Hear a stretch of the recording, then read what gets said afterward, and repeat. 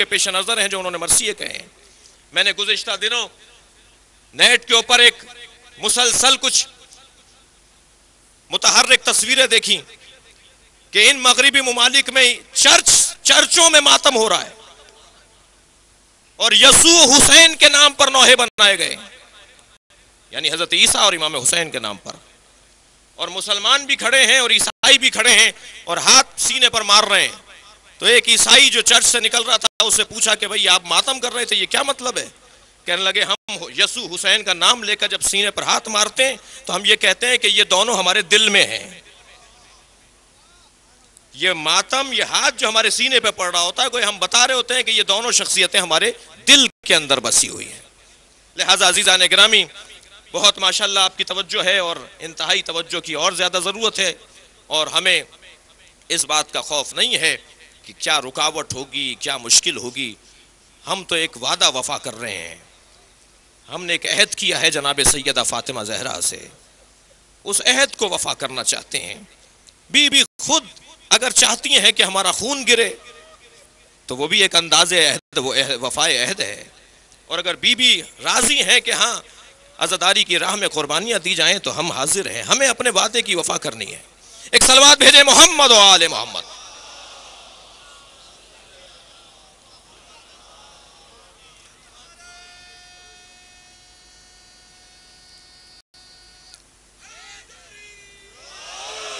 لہذا الفاظ کیونکہ زبان سے نکلتے ہیں اور زبان مملکت بدنیہ کا ترجمان، اور الفاظ دو قسموں میں تقسیم ہوتے ہیں، یا الفاظ نظم کے ہیں یا الفاظ نثر کے ہیں.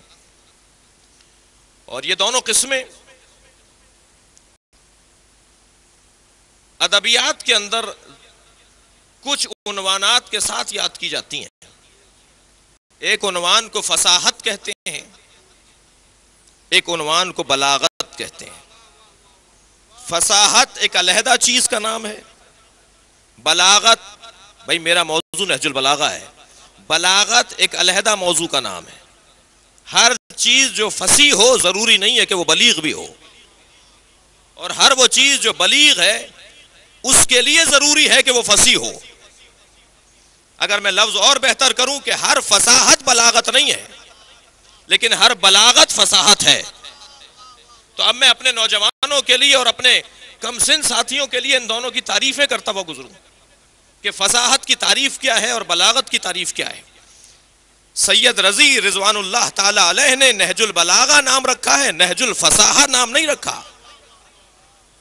اگر وہ چاہتے تو اس کا نام نہج الدین رکھ دیتے، وہ چاہتے تو اس کا نام نہج الاسلام رکھ دیتے. بھائی اسلام ہی تو ہے اس کے اندر. وہ چاہتے تو اس کا نام نہج القرآن رکھ دیتے، قرآن ہی کی تو عملی تفسیر نہج البلاغہ ہے. وہ چاہتے تو اس کا نام نہج الاسلام رکھ دیتے، لیکن سید رضی نے اس کا نام کسی دین، مکتب، اسلام، قرآن کے ساتھ نہیں رکھا.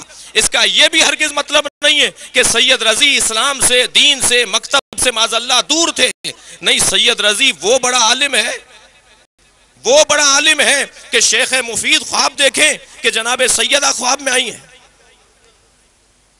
اور بی بی کے ایک ہاتھ میں امام حسن کا ہاتھ ہے، دوسرے ہاتھ میں امام حسین کا ہاتھ ہے. دونوں کمسن ہیں. شیخ مفید خواب دیکھتے ہیں کہ بی بی نے آگے بڑھ کر کہا، آواز آئی کہ سیدہ آ رہی ہیں، کھڑے ہو گئے استقبال کو آگے بڑھے. بی بی نے بڑھ کر کہا، اے شیخ میرے بچوں کو علم فقہ سکھاؤ. بیدار ہوتے ہیں، یہ کیسا خواب ہے؟ میں کہاں اور کہاں سیدہ، مجھے بچوں پر کو علم فقہ سکھانے کی حکم دیں. بے چین تھے، مضطرب تھے، اس خواب کی تعبیر کیا ہوگی. کرسی درس پر جا کر اپنے مدرسے میں بیٹھے محلہ کرخ کے اندر بغداد کے قریب. تو ایک مرتبہ کسی نے آ کے بتایا کہ آپ کے مدرسے کے باہر ایک سیدانی کھڑی ہے جو ایک سفر طے کر کے آئی ہیں، جن کا نام فاطمہ ہے. کرخ کے رہنے والی خاندان کی ایک بی بی. شیخ مفید ایک مرتبہ اپنی کرسی کو چھوڑ کر دروازہ مدرسے پر پہنچے. کیا دیکھا؟ دو بچوں کو ہاتھوں میں لیے ہوئے ہیں، ایک بچے کا ہاتھ ایک ہاتھ میں، دوسرے بچے کا ہاتھ دوسرے ہاتھ میں. فرمانے لگی، شیخ میں کرخ سے آئی ہوں، ایک فاصلے سے آئی ہوں، میرے ان دونوں بچوں کو علم فقہ سکھاؤ۔ شیخ مفید زمین پر بیٹھ گئے، دونوں بچوں کی پیشانی کا بوسہ لیا کہ تمہیں نہیں معلوم کہ تمہاری قدر کیا ہے؟ میں تو کل رات سے منتظر ہوں کہ اس خواب کی تعبیر کیا ہوگی۔ ان میں سے ایک بچے کا نام سید رضی ہے، ایک بچے کا نام سید مرتضیٰ ہے۔ یہ دونوں بچے، دونوں بھائی، عزیزان گرامی، جس نے 12 سال کی عمر میں 15 کتابیں لکھ دی ہوں، سمجھ میں نہیں آتی ہیں بعض باتیں، سوائے ایک بات کے کہ اس کو برکت کہا جاتا ہے۔ اتنی کم عمری میں جس نے 18 سال کی عمر میں 10 کتابیں لکھ دی ہوں، جو 47 سال کی عمر میں رحلت کر گیا ہو، اور ہر امام کی زندگی پہ اتنی مفصل کتاب لکھی ہو، اور ایک مفصل کتاب جو ائمہ کی زندگی پر لکھی جس کا نام دیا خصائص الائمہ۔ خصائص الائمہ کے ایک باب کا نام نہج البلاغہ ہے، جس کی زندگی 47 برس میں اتنی بابرکت ہو۔ عزیزان گرامی، کیوں نام نہیں رکھا سید رضی نے اس کتاب کا نہج الدین، نہج الاسلام؟ جی، سید رضی نے اس کا نام نہج الفصاحت نہیں رکھا، اس کا نام رکھا ہے نہج البلاغہ۔ میں آئندہ کی مجلس میں عرض کروں گا کہ نہج البلاغہ کہاں کہاں پڑھائی جا رہی ہے اور پڑھانے والے کون کون ہیں۔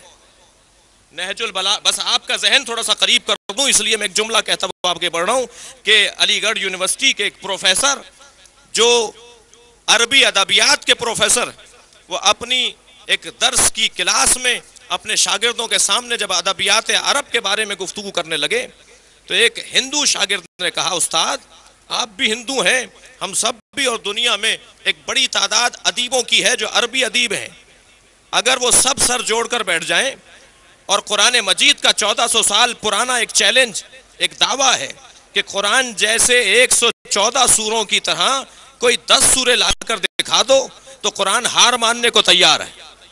پھر قرآن نے کہا کہ نہیں 10 نہیں لا سکتے تو 3 سورے لکھ کر دکھا دو۔ قرآن نے پھر کہا اگر 3 سورے نہیں لکھ سکتے تو 1 سورہ لکھ کر دکھا دو۔ پھر قرآن نے کہا ایک آیت ہی قرآن جیسی لکھ کر دکھا دو۔ تو استاد اتنا پرانا چیلنج ہے اسلام کے خلاف، یہ ساری جو کوششیں ہیں وہ ساری لا حاصل ہیں۔ اگر سارے ادیب سر جوڑ کر بیٹھ جائیں، ایک سورہ لکھ دیں قرآن جیسا، تو قرآن ختم ہو جائے گا، مسلمان ختم ہو جائیں گے، یہ دین اسلام لپٹ کر رہ جائے گا۔ تو ایک مرتبہ غصے سے کہنے لگے، خبردار، توجہ چاہوں گا، خبردار آئندہ یہ سوچنا بھی نہیں، قرآن کا ایک چھوٹا بھائی ہے جسے نہج البلاغہ کہتے ہیں، دنیا نہج البلاغہ کا جواب نہیں لا سکتی تو قرآن کا کیا جواب لائے گی؟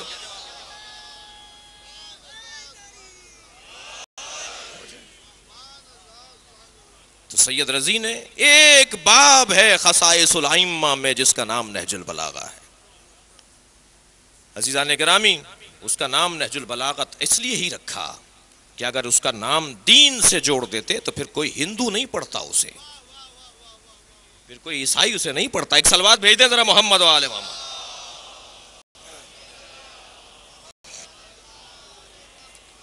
پھر کوئی غیر مسلم اسے پڑھنے کی، غیر مسلم تو دور کی بات ہے کہ مسلمانوں کے دیگر فرقے نہیں پڑھتے اسے۔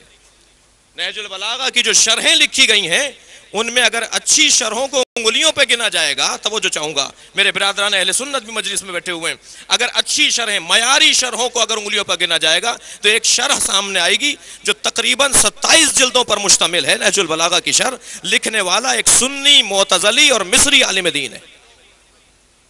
اچھی شرحوں کو اگر انگلیوں پر گنے، لہٰذا اگر نہج البلاغہ کا نام نہج الشیعہ رکھ دیتے، نہج الاہل بیت رکھ دیتے، نہج الاسلام رکھ دیتے تو پھر یہ علی کا کلام اتنا عام نہ ہو پاتا جتنا آج عام ہے۔ اور یہ سید رضی کا ہم پر احسان ہے کہ مولا علی کو 4 دیواری میں محدود نہیں رہنے دیا، بلکہ مولا علی جیسے علی تھے ایسے علی بنانے کی خدمت کی ہے۔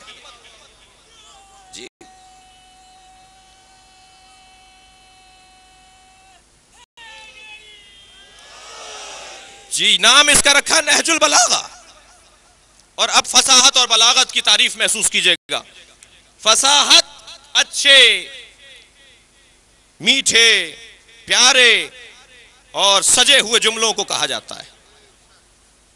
مثال کے طور پر دسترخوان لگا ہو، آپ تشریف فرما ہو، میں آپ سے کہوں کہ میل فرمائیے، توجہ فرمائیے، ذرا محسوس کیجئے کہ کیسا بنا ہے یہ غذا کیسی بنی ہے جی؟ اپنے گام و دہن کو ذرا معطر اور تر کیجئے.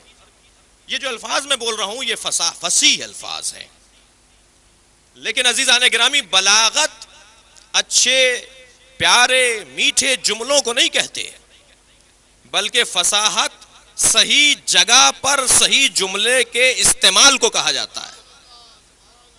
اگر دسترخوان لگا ہو اور میں آپ سے کہوں کہ میل فرمائیے، توجہ فرمائیے، غور فرمائیے، تو یہ فصاحت ہے. لیکن اگر یہی دسترخوان ماہ رمضان میں کسی دن کے وقت میں 2 بجے کے وقت میں لگا ہوا ہو اور میں کہوں کہ توجہ فرمائیے، میل فرمائیے، ذرا چکر دیکھیے، تو یہ فصیح ضرور ہے، بلیغ نہیں ہے. اس لیے کہ بلیغ جملہ وہ ہوتا ہے جو صحیح جگہ پر استعمال کیا جائے. بھائی ماہ رمضان میں اللہ نے حرام کہا کھانا اور میں کہہ رہا ہوں کھا لیجئے، یہ خلاف بلاغت ہے.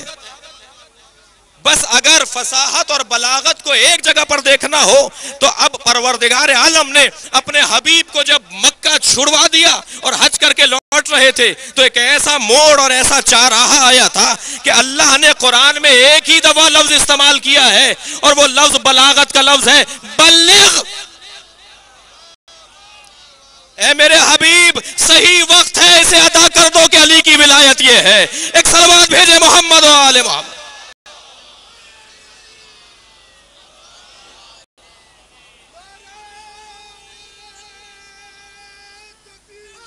اللہ اکبر.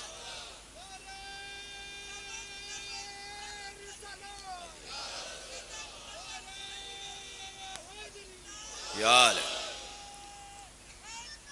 یا علی اللہم صلی علی محمد و علی محمد. صحیح وقت پر صحیح جملے کی ادائیگی کو بلاغت کہا جاتا ہے. اب یہ نہج الفصاحت نہیں ہے، نہج البلاغت ہے. علی بتائیں گے کہ کہاں کیا بولا جاتا ہے. علی کا کمال ہے کہ علی بتائیں گے کہ جنگ میں ہوں گے تو کیا بولنا ہے، مسجد میں ہوں گے تو کیا بولنا ہے. علی بتائیں گے کہ فلسفی کوئی سامنے بیٹھا ہے تو فلسفی کیسے بات کرتا ہے. اگر کوئی صحراؤں میں اور بیابانوں میں چلنے والا سامنے ہے تو اس سے کیسے بات کی جائے گی. علی بتائیں گے کہ بلاغت کسے کہا جاتا ہے. لہذا مولا کا جتنا کلام ہے وہ سب بلاغت پر مشتمل ہے اور اتنے عظیم جملے ہیں. عزیزان گرامی اس لفظ بلاغت کو اگر ادا کیا قرآن مجید نے تو مولا علی ہی کو پہنچانے کے لیے ادا کیا. کیا صحیح جگہ ہے یہ میرے حبیب، یہ جو وقت نکل نہ جائے کہیں. اچھا خود تو نبی کو روک دیا مگر کچھ لوگ تو آگے چلے گئے تھے کہ انہیں واپس بلاؤ، اس لیے کہ جگہ وہی ہے جہاں پر کہنا ہے. اگر جگہ بدل دی تو بلاغت نہیں رہ پائے گی. ابھی جناب اشرف عباس صاحب مولا کے مفہوم کے اوپر ایک مصرع کہہ رہے تھے. ہاں عزیزان گرامی اب تک سمجھ میں نہیں آیا بہت سے. اللہ نے تو جتنا اہتمام کیا تھا اس سے بہتر اہتمام نہیں ہو سکتا کہ مولا کا یہ مطلب ہے. کبھی تمہیں اگر سمجھ میں نہ آئے تو یہ تمہاری سمجھدانی کا قصور ہے، یہ تمہاری سمجھدانی کے اندر نقص ہے جو تم سمجھ نہیں پا رہے. نواب رامپور کے بیٹے کی شادی، مہمان مختلف ریاستوں کے اور مختلف راجہ اور مہاراجہ شادی میں شرکت کرنے کے لیے آ رہے، اور جیسے ہی کوئی نواب اور کوئی صاحب ریاست آتا تھا نواب صاحب انہیں دسترخوان پر لے جاتے تھے، وہ کھانا کھاتے تھے، اور ان کا ایک نوکر تھا جس کا نام تھا غلام محمد. اسے آواز لگاتے تھے غلام محمد انار لے کر آؤ، اور غلام محمد دوڑا دوڑا جاتا تھا اور انار لے کر آ جاتا تھا. جب سب مہمانوں نے کھانا کھا لیا اور بارات چڑھنے کا وقت آیا، دولہا کو ہاتھی پر بٹھا دیا، بارات روانہ ہونے لگی تو نواب رامپور نے پھر آواز لگائی غلام محمد انار لے کر آؤ، اور غلام محمد انار لے کر آ گیا. نہ دسترخوان پر غلام محمد سے نواب صاحب نے کہا تھا کھانے والا لے کر آؤ، نہ بارات چڑھتے وقت نواب صاحب نے کہا کہ جلانے والا لے کر آؤ. ایک غلام کو اتنی سمجھ ہے کہ دسترخوان پر کون سا انار آتا ہے اور بارات چڑھ رہی ہو تو کون سا انار آتا ہے. یہ بڑے بڑے سمجھداروں کو معلوم نہیں ہے کہ دھوپ میں کون سے مولا کا اعلان کیا جاتا ہے.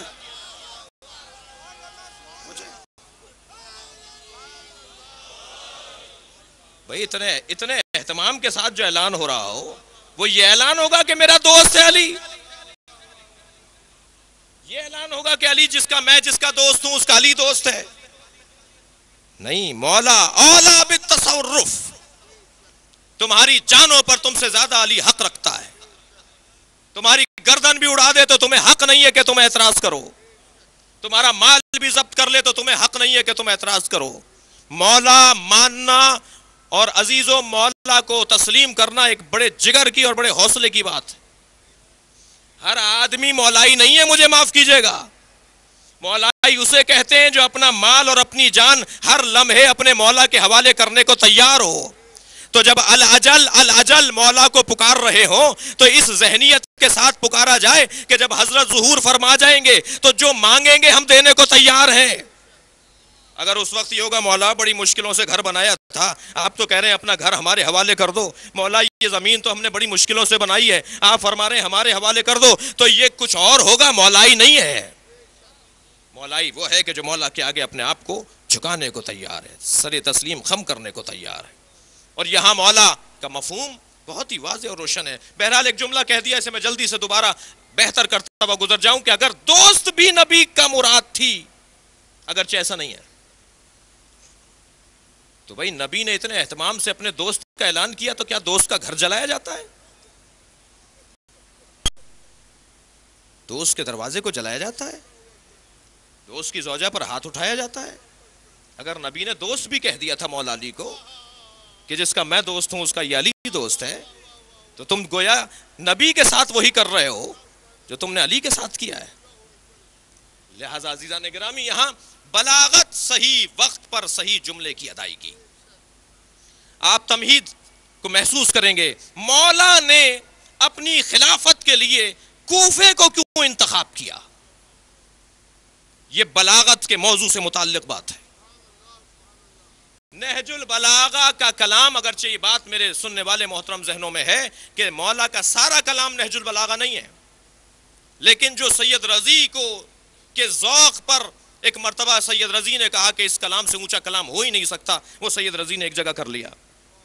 لہٰذا نہج البلاغہ میں کتنے خطبات ہیں، کتنے خطوط ہیں، کتنے کلمات قصار ہیں، یہ انشاءاللہ آئندہ بیان رہے گا۔ سید رضی نے جو نہج البلاغہ کو جمع کیا، سارا کلام مولا کا نہیں ہے، یہ مولا کا اس سے کہیں زیادہ کلام ہے، لیکن نہج البلاغہ کا کلام بھی 80% وہ ہے کہ جو کوفے میں میرے مولا کی زبان مبارک سے یا قلم اطہر سے صادر ہوا ہے۔ نہج البلاغہ، آپ آمادہ ہیں نا اس بحث کو سننے کے لیے؟ نہج البلاغہ کا 80% کلام کوفے سے وابستہ ہے، یعنی مولا نے کوفے میں فرمایا۔ تو یہ کوفے کا انتخاب جو مولا نے کیا ہے اس کا کیا سبب تھا؟ دیکھیے علی بن ابی طالب کے پیش نظر ہدف کیا ہے، اسے ذہن میں رکھا جائے۔ کبھی کسی نے سنا کہ حضرت آدم نے کوئی کتاب لکھی؟ حضرت ابراہیم کی کوئی کتاب ہے؟ حضرت موسیٰ نے کوئی کتاب تالیف کی؟ بھئی ہم تو اگر بہت بڑے عالم ہو جائیں، ہمارے لوگ اگر عالم ہو جائیں، ارسطو، فارابی، سقراط، ملا ہادی سبزواری، علامہ مجلسی، تو جتنا زیادہ علم پڑھتا چلا جاتا ہے فوراً اس کے اظہار کے لیے ذمہ داری بن جاتی ہے، اور جتنے بڑا عالم ہوگا اتنی اچھی کتابیں بھی لکھے گا، اتنی زیادہ کتابیں بھی لکھے گا۔ کسی میں دم ہے کہ کوئی سوچے کہ حضرت آدم سے زیادہ کوئی عالم ہے، جناب ابراہیم سے زیادہ کوئی عالم ہے؟ آگے بڑھیے، سرکار دو جہاں سے بڑھ کر کوئی عالم ہے؟ رسول اللہ نے تو کوئی کتاب نہیں لکھی۔ میں کتاب لکھنے کی کوئی مذمت نہیں کر رہا، جو کہنا چاہ رہا ہوں آپ محسوس کریں گے۔ مولا علی نے کوئی کتاب نہیں لکھی۔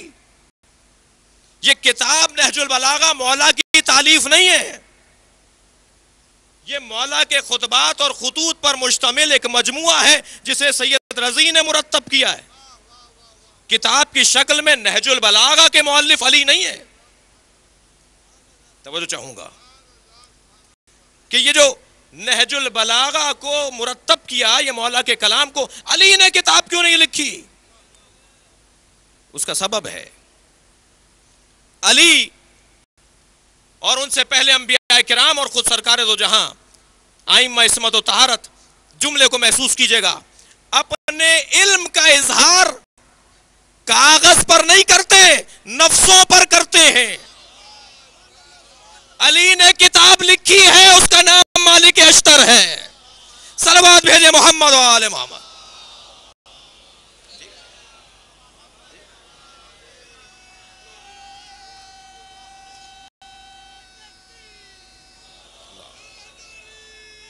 یا علی. وقت کم ہے میرے پاس.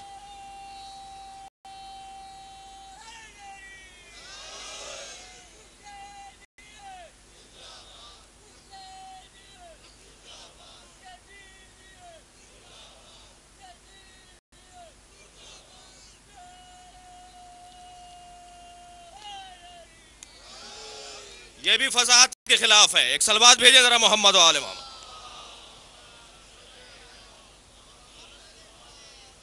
بھائی فصاحت و بلاغت کی بات ہو رہی ہے، فصاحت کا آپ بھی خیال رکھیں، بلاغت کا آپ بھی خیال رکھیں. اگرچہ یہ اس کا حصہ ہے، مجلس کا حصہ ہے، ذکر کا حصہ ہے، یہ خود ایک مجلس ہے. تو وہ جو ہے نا مولا علی نے کتاب لکھی ہے، اس کا نام سلمان ہے. مولا علی نے کتاب لکھی ہے، اس کا نام مقداد ہے. مولا علی کی ایک کتاب کا نام میثم تمار ہے. یہ مختار ثقفی علی ہی کی کتاب کا نام تو ہے. یہ اپنے علم کا اظہار کاغذوں پر نہیں کرتے، نفسوں پر کرتے ہیں. لہٰذا یہ کتابیں بن کر سامنے آتی ہیں. اور اب علی بن ابی طالب کو اپنی کتاب کو ترتیب دینا تھا، لہٰذا مولا نے کوفے کا انتخاب کیا. کیوں مولا نے اپنی 4.5 سالہ حکومت کے اندر حکومت کے مرکز کو کوفہ قرار دیا، کوفے میں اپنا مرکز حکومت قرار دیا؟ بھائی مدینہ پیغمبر کا گھر تھا، خود مولا علی کا گھر ہے. مدینہ پچھلی حکومتوں کے اندر مرکز رہا. کیوں سرکار نے، کیوں مولا علی نے مدینہ کو ترک کر دیا؟ اس لیے کہ جو پرہجوم مریضوں کا ہسپتال ہوتا ہے وہاں کا طبیب زیادہ ماہر ہوتا ہے.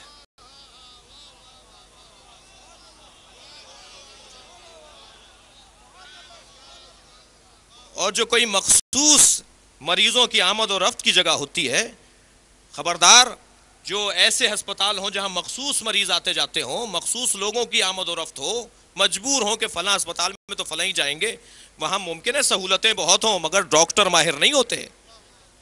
ڈاکٹر وہی ماہر ہوتے ہیں کہ جہاں پر رش لگا رہتا ہے، جہاں لوگوں کی آمد و رفت زیادہ ہوا کرتی ہے.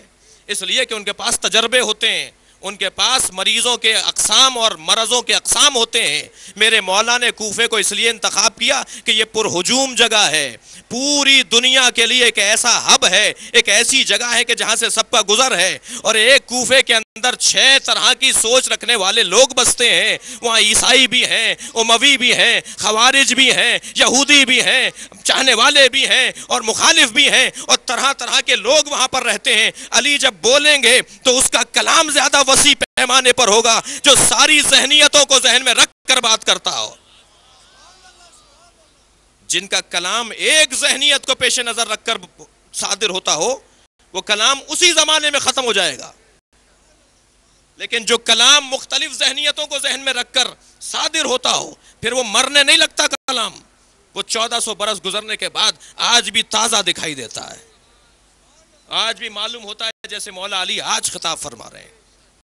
لہٰذا میرے مولا نے کوفے کو مرکز قرار دیا. وہاں چرچ تھے، وہاں یہودیوں کے مراکز عبادی تھے، وہاں اموی تھے، وہاں خوارج تھے. کوفہ، جو لوگ کوفے کے ساتھ ہمارا کوئی تعلق جوڑتے ہیں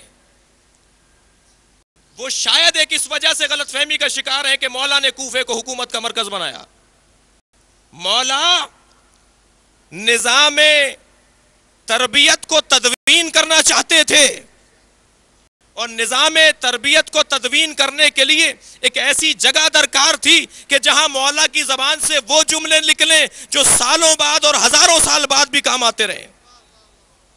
لہٰذا جب میرے مولا نماز کے بعد کوفے کے منبر پر بیٹھتے تھے تو عیسائی کہتے تھے چلو علی کا خطاب سننے چلو، یہودی کہتے تھے چلو علی کا خطاب سننے چلو، عیسائی کہتے تھے اور دیگر مکاتب ادیان کے لوگ کہتے تھے چلو علی کا خطاب سننے چلو. میں جملہ کہوں، یہ سب کہتے تھے چلو علی کی مجلس میں چلو، توجہ ہے حضرات کی. مولا نے کوفے کو انتخاب کیا، کہتے تو چلو علی کی مجلس ہو رہی ہے، مگر علی کی مجلس میں ذکر اللہ کا ہوتا تھا. موضوع خطاب مولا علی کے اگر کوئی تھا تو وہ اللہ کی ذات. دو چیزیں توجہ چاہوں گا اس فقرے کے اوپر، دو چیزیں علی کے علاوہ کوئی ثابت ہی نہیں کر سکتا، ایک اللہ، ایک قیامت. جو میرے مولا نے اللہ سمجھایا ایسا کوئی نہیں سمجھا سکتا، اور جیسے قیامت کو سمجھایا، قبر میں کیا ہوگا، منکر و نکیر کیا کریں گے، برزخ کی وادیوں میں کیا ہوگا. بڑے بڑے خطیب موت اور موت کے بعد اور مرنے کے بعد کے احوال کے اوپر تقریریں کرتے ہیں. یہ کس نے بتایا ہے کہ وہاں کیا ہوتا ہے؟ بھائی جو وہاں چلا گیا وہ تو بتانے کو آ نہیں سکتا کہ میرے ساتھ وہاں یہ گزرا. یہ اگر کسی نے بتایا ہے تو یہ مولا علی کی ذات نے بتایا ہے، اور یہ اس کا کمال ہے کہ جو بتا سکتا ہے کہ اللہ کیا ہے اور قیامت تک کیا ہونے والا ہے. فرمانے لگے اے جبو لہذا الانسان، توجہ میرے ساتھ رہے گی. مجھے اللہ کی اس خلقت پر جسے انسان کہتے ہیں تعجب ہے کہ اللہ نے اپنے کارخانے سے کیسی صنعت نکالی ہے جسے انسان کہا جاتا ہے. یتکلم بلحم، یہ گوشت کے لوتھڑے سے بولتا ہے. مولا علی فرما رہے ہیں یہ گوشت کے لوتھڑے سے بولتا ہے. یتنفس بخرم، یہ سوراخوں سے سونگھتا ہے. ینظر بشحم، یہ چربی سے دیکھتا ہے. وَيَسْمَعُ بِعَظْمٍ، یہ ہڈیوں سے سنتا ہے. ENT اسپیشلسٹ اگر ڈاکٹر یہاں بیٹھے ہیں تو عزیزان گرامی وہ زیادہ محسوس کریں گے. ہم یہ جو ظاہری کان ہے اس سے نہیں سنتے،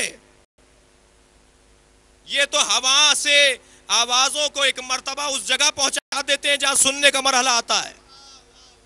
سننے کا مرحلہ یہ بظاہر کان نہیں ہے. مولا فرماتے ہیں کہ اللہ کی خلقت پہ تعجب ہے کہ یہ ہڈیوں سے سنتا ہے. یہ جتنے بھی ڈاکٹر ہیں وہ جانتے ہیں کہ ہمارے کان کے اندر دو باریک باریک ہڈیاں ہیں جو بجتی ہیں تو ہم سنتے ہیں، جو دکھائی نہیں دے رہی بجتی ہوئی.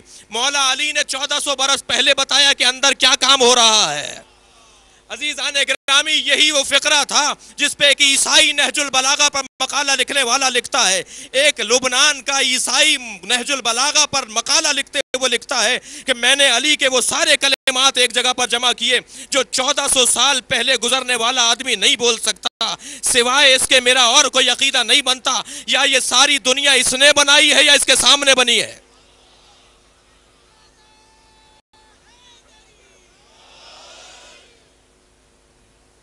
لہذا اللہ کے بارے میں اگر کوئی ثبوت فراہم کر سکتا ہے تو وہ علی، اور قیامت کے بارے میں اگر کوئی دلیل لا سکتا ہے تو وہ علی کی ذات. اور عزیزان گرامی بات آگے بڑھے گی، میرا وقت تنگ ہو گیا، گفتگو انشاءاللہ اسی عنوان سے آگے رہے گی کہ یہ فصاحت و بلاغت کا ایک حصہ ہے کہ میرے مولا نے کوفے کو انتخاب کیا. دو جملے فضائل کے اور لے لیجئے. کوفے میں کہتے ہیں کہ صاحب خود مارا خود روتے ہیں، خود مارا خود روتے ہیں. میں ان سے مخاطب ہوں کہ جنہیں تاریخ کوفہ بلکہ کیا تاریخ کا معلوم نہیں ہے. اگر کوئی بچہ 15 سال سے کم کی عمر کا ہو تو شریعت کہتی ہے کہ اگر وہ کسی کا نقصان کر کے آ جائے تو باپ کو اس کا ازالہ کرنا ہے. اور اگر 15 سال سے زیادہ کا لڑکا ہو اور 9 سال سے زیادہ کی لڑکی ہو اور وہ کسی کا نقصان کر کے آ جائے تو شریعت کہتی ہے وہ خود ذمہ دار ہے، اس کا باپ ذمہ دار نہیں ہے. جب ایک باپ اور بیٹے کے درمیان ذمہ داریاں شریعت طے کر رہی ہے کہ اگر بیٹے نے کوئی غلطی کی ہے، کوئی نقصان کیا ہے تو باپ شریعتاً ذمہ دار نہیں ہے، شرعاً ذمہ دار نہیں ہے. تو ہزاروں سینکڑوں سال پہلے اگر کسی کا تعلق ایسا ہی تھا کہ جیسا ہم بولتے ہیں تو اس کے ذمہ دار ہم کیسے ہوں گے؟ جب باپ بیٹے کا ذمہ دار نہیں ہے تو 1400 برس پہلے اگر کوئی گزرا ہو جس کا کچھ تعلق، کچھ انداز زندگی ہماری طرح ہو تو ہم ذمہ دار کیسے ہوں گے؟ اس سے بالا تر بات کر رہا ہوں، میں اس سے اونچی بات کر رہا ہوں. عزیزان گرامی ہماری رشتہ داری اہل بیت کی وابستگی کے عنوان سے ہے، نسب باپ کے حوالے سے ہماری رشتہ داری نہیں ہوتی. اگر خدا نخواستہ ہمارا کوئی عزیز ترین فرد باغی اور گمراہ ہو جائے تو وہ ہمارا نہیں ہے، اور اگر کسی بھی زبان سے تعلق رکھنے والا ہمارے عقیدے کے مطابق آ جائے تو وہ ہمارا ہے. تو اگر آپ یہ کہتے ہیں کہ خود مارا اور خود رو رہے ہیں، تو آج اس اتنے بڑے اجتماع کے توسط سے میں اس مجمع کے توسط سے ایک نظریہ دینا چاہتا ہوں. ہم ان لوگوں پر لعنت بھیجتے ہیں، تم بھی لعنت بھیجو.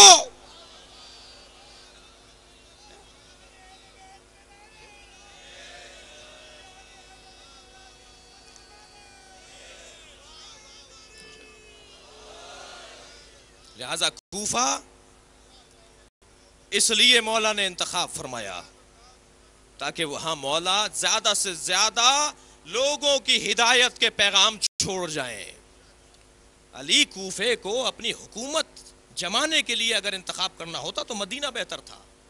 علی کے نزدیک 4 سالہ 4.5 سالہ 100 سالہ حکومت کا بھی کوئی مقام نہیں ہے. میں عرض کروں گا آئندہ کی تقریروں میں، علی کے نزدیک اس دنیا کی حیثیت ہی کچھ نہیں ہے. علی بولتے ہیں بکری کی چھینک سے زیادہ کری ہے یہ تمہاری دنیا.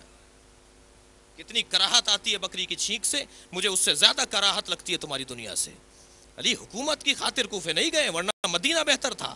علی ہماری ہدایت کی خاطر کوفہ گئے.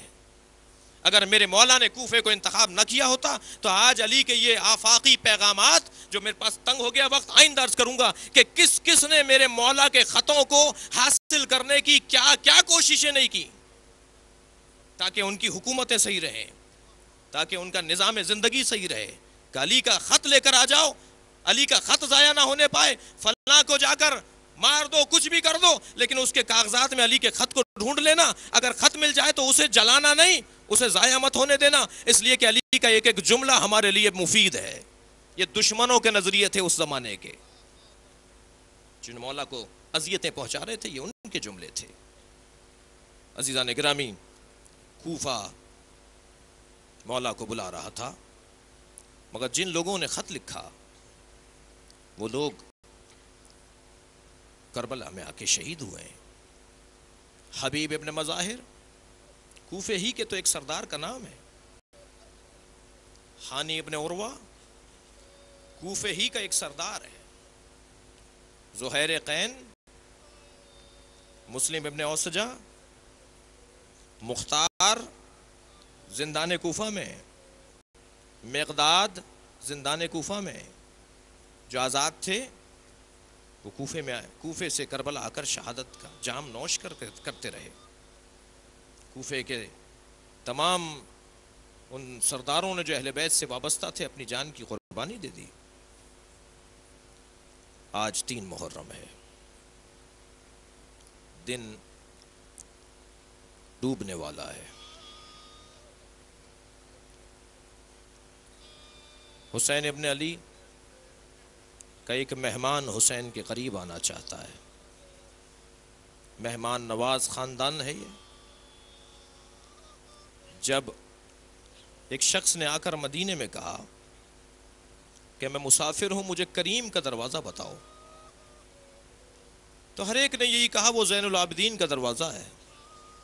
جتنے بھی مسافر مدینے میں آتے ہیں انہیں کھانے کی ضرورت ہوتی ہے تو اس دسترخوان پہ کھانا مل جاتا ہے. تو یہ پہنچا امام کے گھر، نقاب چہرے پہ لگائی ہوئی تھی. امام کو اس سے غرض نہیں ہے کہ یہ کون ہے. کھانا کھلوا دیا.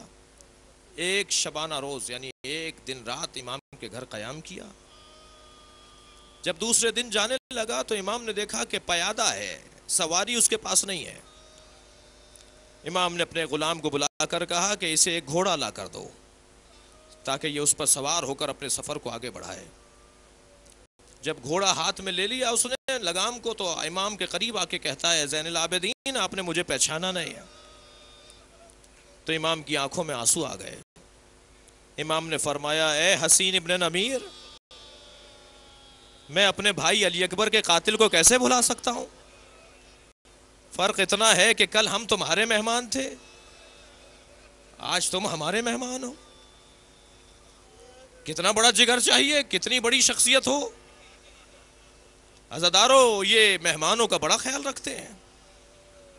لہذا جب جناب حر نے دیکھا کہ الاتش الاتش کی آوازیں آ رہی ہیں تو حر نے اپنے غلام کو اور بیٹے کو بلا کر کہا میں ہی ہوں نا جو حسین کے قافلے کو گھیر کے کربلا تک لے آیا، یہ میری وجہ سے تو بچے پیاسے ہیں، لہٰذا میں اپنے آپ کو دوزخ اور جنت کے درمیان دیکھ رہا ہوں، مجھے لے چلو حسین کے پاس مگر میرے سر سے امامہ اتار دو، اس لیے کہ امامہ وہ پہنتا ہے جو صاحب وقار ہو، میرے سر پر امامہ ہو اور میں مجرم حسین ہوں، کہ مجھے حسین ابن علی کے قریب لے چلو، سر سے امامہ اتار دیا اور ہاتھوں کو رسی سے بندھوا لیا جیسے کوئی مجرم آ رہا ہو، چلا ہے خیام یزیدی سے خیام حسینی کی طرف، بیٹا بھی ساتھ ہے اور بھی آگے بڑھ رہا ہے کہ ایک مرتبہ امام نے آواز دی عباس، علی اکبر، ہمارا ایک مہمان آ رہا ہے، اے آگے آؤ اور اپنے مہمان کا استقبال کرو۔ جمانہ نے بنی ہاشم نے بڑھ کر حر کا استقبال کیا، حر ابن یزید رہائی کا استقبال کیا، امام حسین قریب بڑھے، یہ پیروں پر گرنا چاہتا تھا، امام نے بازو پکڑ کر سیدھا کھڑا کر دیا، کہنے لگے حر کیا بات ہے؟ کہا مولا میں نے آپ کو کربلا میں بھوکا اور پیاسا گھیروا دیا، دشمن آپ کو گھیر چکا ہے، میں ننھے ننھے بچوں کے پیاس کی آوازوں کو سن رہا ہوں، مولا میں بہت بڑا خطا کار ہوں، مجھ سے بڑا جرم ہو گیا، کیا آپ مجھے معاف کرنے کو تیار ہیں؟ امام نے سینے سے لگا لیا، اجرکم علی اللہ، امام نے فرمایا حر میں نے بھی تجھے معاف کیا، میرے اللہ نے بھی تجھے معاف کیا۔ بس حر نے جب معافی کا پروانہ امام حسین سے لے لیا تو حر کہنے لگا مولا اب مجھے مرنے کی اجازت دیجئے، میں آپ کی جانب سے قربانی پیش کرنا چاہتا ہوں۔ حر گھوڑے پر بیٹھ کے جانا چاہتا تھا، رونے والوں کہ بیٹا جس کا نام ہے علی ابن حر آگے بڑھا، کہنے لگا بابا یہ نہیں ہو سکتا کہ جوان بیٹا زندہ ہو اور دشمن باپ کے اوپر حملہ کر دے، کہ پہلے مجھے جانا ہے۔ علی ابن حر نے اپنے بابا سے اجازت لی، گھوڑے پر بیٹھ کر میدان کربلا میں گیا اور جہاد کرتے کرتے جب یہ مرحلہ آیا کہ اسے تیر لگے، نیزے لگے، بھالے اور برشیاں لگیں اور گھوڑے سے گر رہا تھا تو اس نے ایک آواز دی بابا حر مدد کیجئے گا۔ حر کے بیٹے نے اپنے بابا کو مدد کے لیے پکارا، آپ نے گریہ کر لیا، آپ کی آوازیں بلند ہو رہی ہیں عزادارو، لیکن میں یہاں ایک آپ سے سوال چاہتا ہوں، بتائیے اگر کوئی بیٹا اپنے باپ کو مدد کے لیے ایسے عالم میں پکار رہا ہو تو کتنی جلدی باپ پہنچے گا بیٹے کے کنارے پر، بیٹے کے لاشے کے اوپر؟ اب آپ بتائیے حر کتنی جلدی پہنچے ہوں گے اپنے بچے کے لاشے پر؟ لیکن رونے والوں سنو گے، جب حر اپنے بیٹے علی ابن حر کے لاشے پر پہنچا تو کیا دیکھا؟ حسین پہلے سے موجود تھے۔ اجرکم علی اللہ، اجرکم علی اللہ، خدا کسی غم میں نہ رلائے سوائے غم اہل بیت میں۔ امام حسین آگے بڑھے، حر کے بیٹے کے سر کو اپنی گود میں لے لیا، حر نے کہا مولا یہ غلام زادہ، مولا یہ غلام زادہ کہاں حسین کا زانو؟ امام نے فرمایا حر نہیں، لاشا مجھے اٹھانا ہے، حر تیرے بچے کا لاشا میں اٹھاؤں گا، اس لیے کہ باپ کے لیے مناسب نہیں ہے کہ وہ اپنے بچے کا لاشا اٹھائے، اور تیرے بچے کا لاشا حسین اٹھائے گا۔ میں کہوں گا مولا جب علی اکبر کا لاشا اٹھا رہے تھے کوئی نہ تھا۔ آواز دی بنی ہاشم کے بچوں آؤ، بوڑھے باپ سے جوان کا لاشا نہیں اٹھتا۔ الا لعنت اللہ علی قوم الظالمین فسیعلم الذین ظلموا ای منقلب ینقلبون۔ یا حسین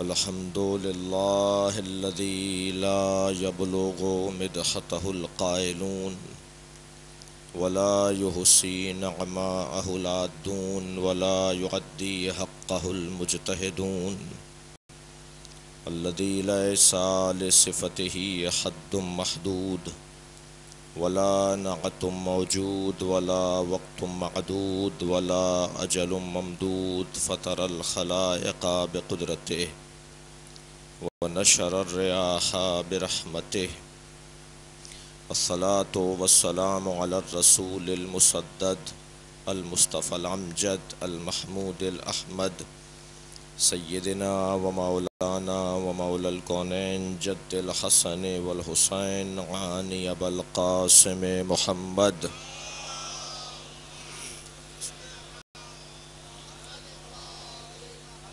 وآله الطيبين الطاهرين المعصومين الذين قال الله إنما يريد الله ليذهب عنكم الرجس أهل البيت ويطهركم تطهيرا.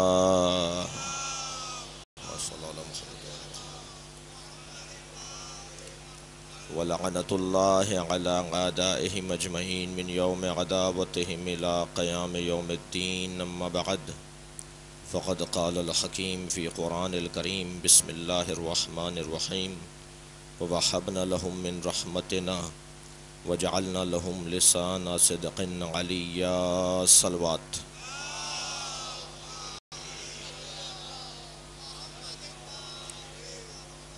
سورہ مبارکہ مریم کی آیہ کریمہ جسے ایک مرتبہ پھر اپنے محترم سننے والوں کے سامنے تلاوت کیا.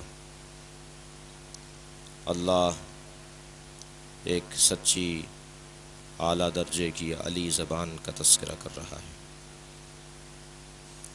اللہ جس زبان کی صداقت کا اعلان کر دے، اللہ جس زبان کو سچا کہہ دے، وہ زبان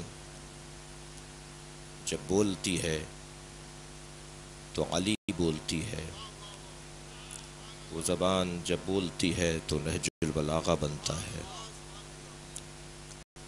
اس زبان سے صادر ہونے والے جملے نظام حیات قرار پاتے ہیں. قیامت تک کے لوگوں کے لیے اگر کوئی دستور و حیات اور نظام تربیت مطلوب و مقصود ہو تو اسے نہج البلاغہ کہا جاتا ہے.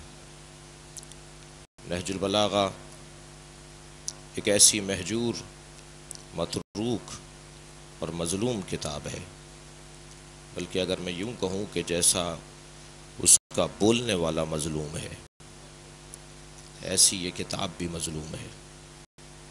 جیسا مولا کی ذات کو ظلم کا نشانہ قرار دیا گیا، ایسا علی کا کلام بھی دشمن کی نگاہوں میں بھی.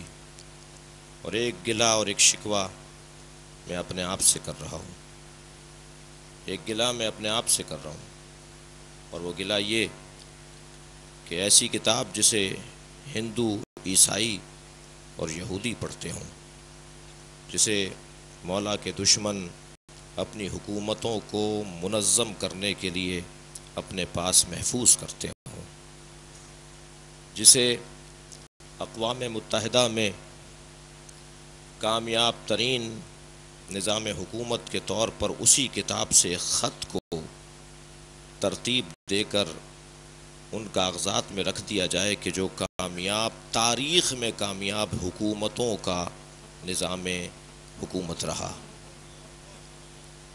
جس کتاب سے نکالا گیا ایک خط جسے حضرت مالک اشتر کو میرے مولا نے لکھ کر دیا تھا،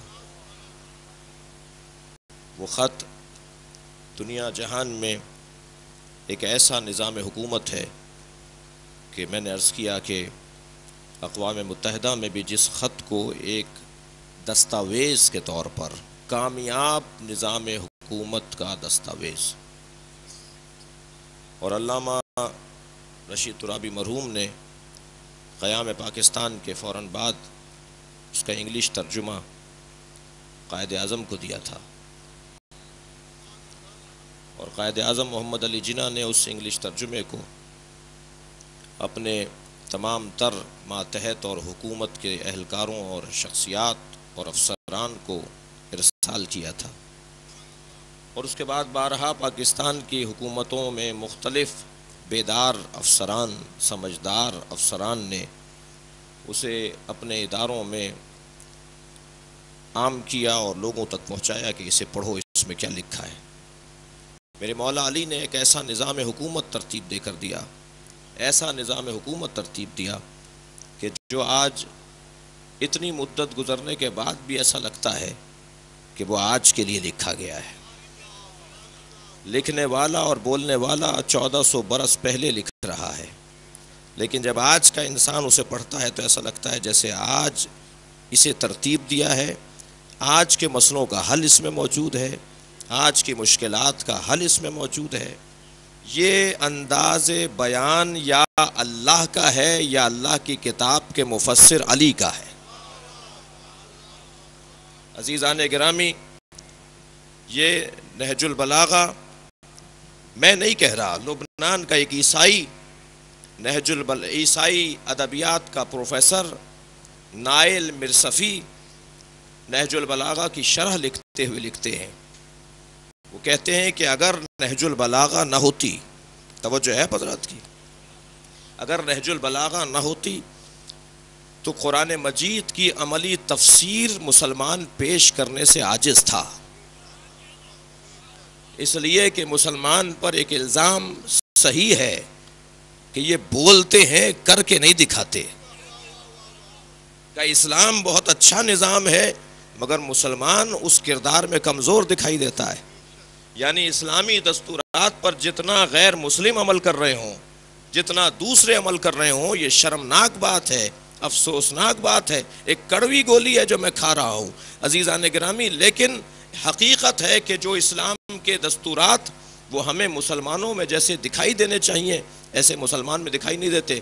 لیکن اگر نہج البلاغہ تاریخ کے صفحات پر نہ اترتا، اگر یہ کتاب تاریخ کے صفحات پر موجود نہ ہوتی اور سید رضی نے 1000 سال پہلے، یہ نہج البلاغہ، اس کی قدمت، اس کی تاریخ 1000 سال پرانا ہے، یہ 4 صدی ہجری میں لکھی گئی کتاب ہے، اب 1433 چل رہا ہے، تقریباً 1000 سال سے چند سال زیادہ ہو چکے ہیں اس کتاب کو تدوین ہوئے۔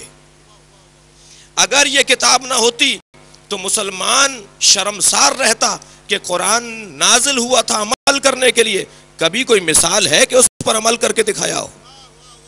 لہٰذا آج اس منبر سے میں اپنے موضوع کے مطابق بات کرتا ہوا عرض کروں کہ مولا کا ایک ایک کلمہ، توجہ چاہوں گا، مولا کا ایک ایک فقرہ، مولا کا ایک ایک خط، مولا کا ایک ایک خطبہ اور کلمات قصار میں مولا کا ایک ایک جملہ ایسا آفاقی جملہ ہے کہ ہر جملے پر شارحین نہج البلاغہ نے ہر جملے پر اور ہر خط کے اوپر، ہر خطبے کے اوپر قرآن مجید کی آیات کو پیش کیا ہے۔ علی گویا قرآن کو سامنے رکھ کر بولتے ہیں۔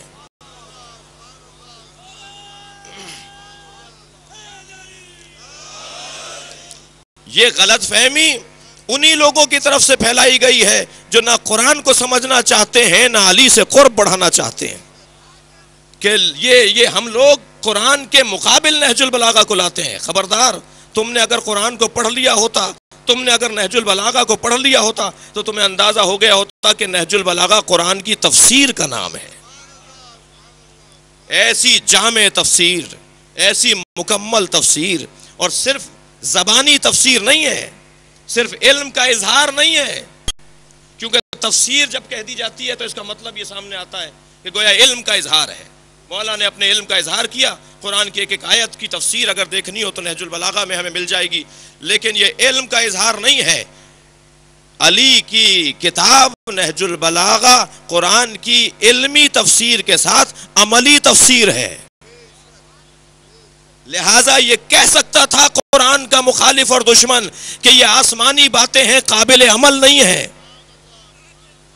اسلام کا دشمن یہ کہہ سکتا تھا کہ یہ الہی باتیں ہیں، وحی کی باتیں ہیں، آسمانی باتیں ہیں، ان پر عمل کرنا کہاں ممکن ہے، لیکن میرے مولا علی نے ان پر عمل کر کے بتایا کہ نہیں، میں عمل کر کے بتا رہا ہوں اور ایسا نظام منظم کر کے دے رہا ہوں، قیامت تک اس پر عمل بھی ہوتا رہے گا۔ نہج البلاغہ پر عمل قرآن پر عمل ہے۔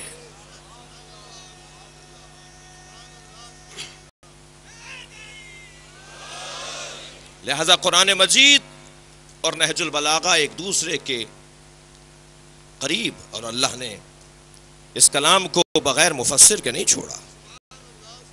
اللہ کا کلام محتاج مفسر ہے۔ بھائی سرکار دو جہاں کے 4 کام بیان کیے ہیں نا قرآن مجید نے، نبی 4 کام لے کر آئے. هو الذی بعث فی الامیین، سورہ جمعہ. وہ اللہ کہ جس نے بھیجا ہے اپنے نبی کو امیوں میں، جاہلوں اور ان پڑھوں میں نہیں بھیجا ہے. امی کہتے ہیں اصلی اور اصالت رکھنے والوں کو. نبی مکرم نے سب سے پہلی تبلیغ مشرکین قریش کے سامنے نہیں کی ہے، مکے والوں کے سامنے سب سے پہلی تبلیغ نہیں کی ہے، اپنے خانوادے کے سامنے کی ہے. سب سے پہلا مخاطب نبی مکرم کا حضرت ابو طالب ہیں، خدیجۃ الکبریٰ ہیں، علی ابن ابی طالب ہیں. اللہ نے اپنے نبی کو ان اصلی لوگوں میں بھیجا ہے. آپ کہتے ہیں نا کہتے ہیں ماں کو، ام القریٰ کہتے ہیں مکے کو، تمام قریوں کی ماں. اگر امی کا مطلب ان پڑھ لیا جا رہا ہے تو امی کا خاندان اور امی کا جو لغت کے اندر تفسیر و تشریح ہے یعنی اور اصل سے وابستہ لوگ. اللہ نے اپنے نبی کو امیوں میں بھیجا جس کا کام یہ ہے کہ وہ یتلو علیہم آیاتہ ویزکیہم ویعلمہم الکتاب والحکمہ. یہ 4 کام نبی کو کرنے ہیں. نبی 4 کام کرنے کے لیے سب سے پہلا کام نبی کا اللہ نے یہ بیان کیا کہ میرا پیغمبر آیات قرآنی کی تلاوت کرے گا تمہارے اوپر. جن سے وہ مخاطب ہے ان پر آیات الہی کی تلاوت کرے گا. پھر کام یہ ہے کہ وہ تزکیہ نفس کرے گا. پھر یہ کہ کتاب کی تعلیم دے گا اور حکمت کی تعلیم دے گا. ہم کہیں اللہ سے یا اللہ ہر عربی جاننے والا تلاوت کر سکتا ہے، ہر گرامر جاننے والا تلاوت کر سکتا ہے، ہر قاری قرآن کیونکہ وہ عربی سے آشنا ہوتا ہے اس لیے قرآن کی تلاوت کر سکتا ہے. تو نے اپنے پیغمبر کو 4 کاموں میں ایک کام یہ دیا کہ وہ تلاوت کر کے سنائے. بھائی یہ کام تو میں عرض کر رہا ہوں کہ ظاہری طور پر تو عربی جاننے والا یہ کام کر سکتا تھا، لیکن پروردگار عالم نے اس لیے ایک کام پیغمبر کا یہ بیان کیا اس لیے کہ تلاوت اور قرأت وہ کر سکتا ہے جس نے لہجے کو بھی سنا ہو. ایک صلوات بھیجے محمد و آل محمد.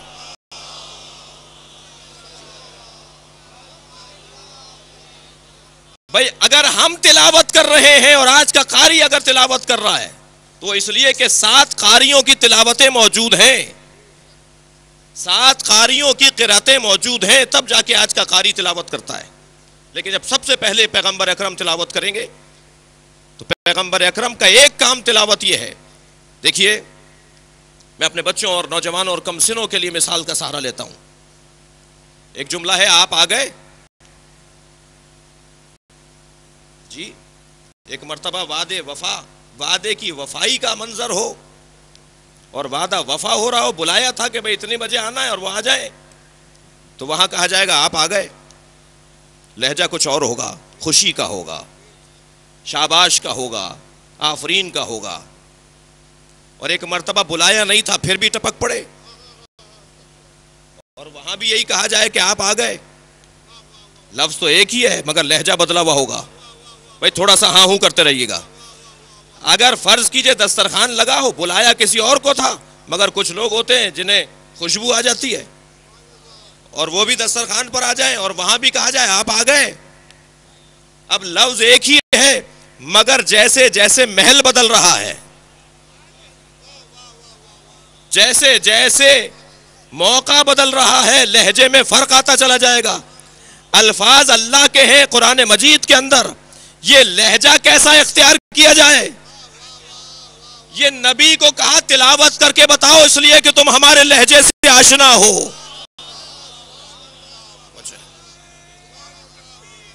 اللہ اکبر.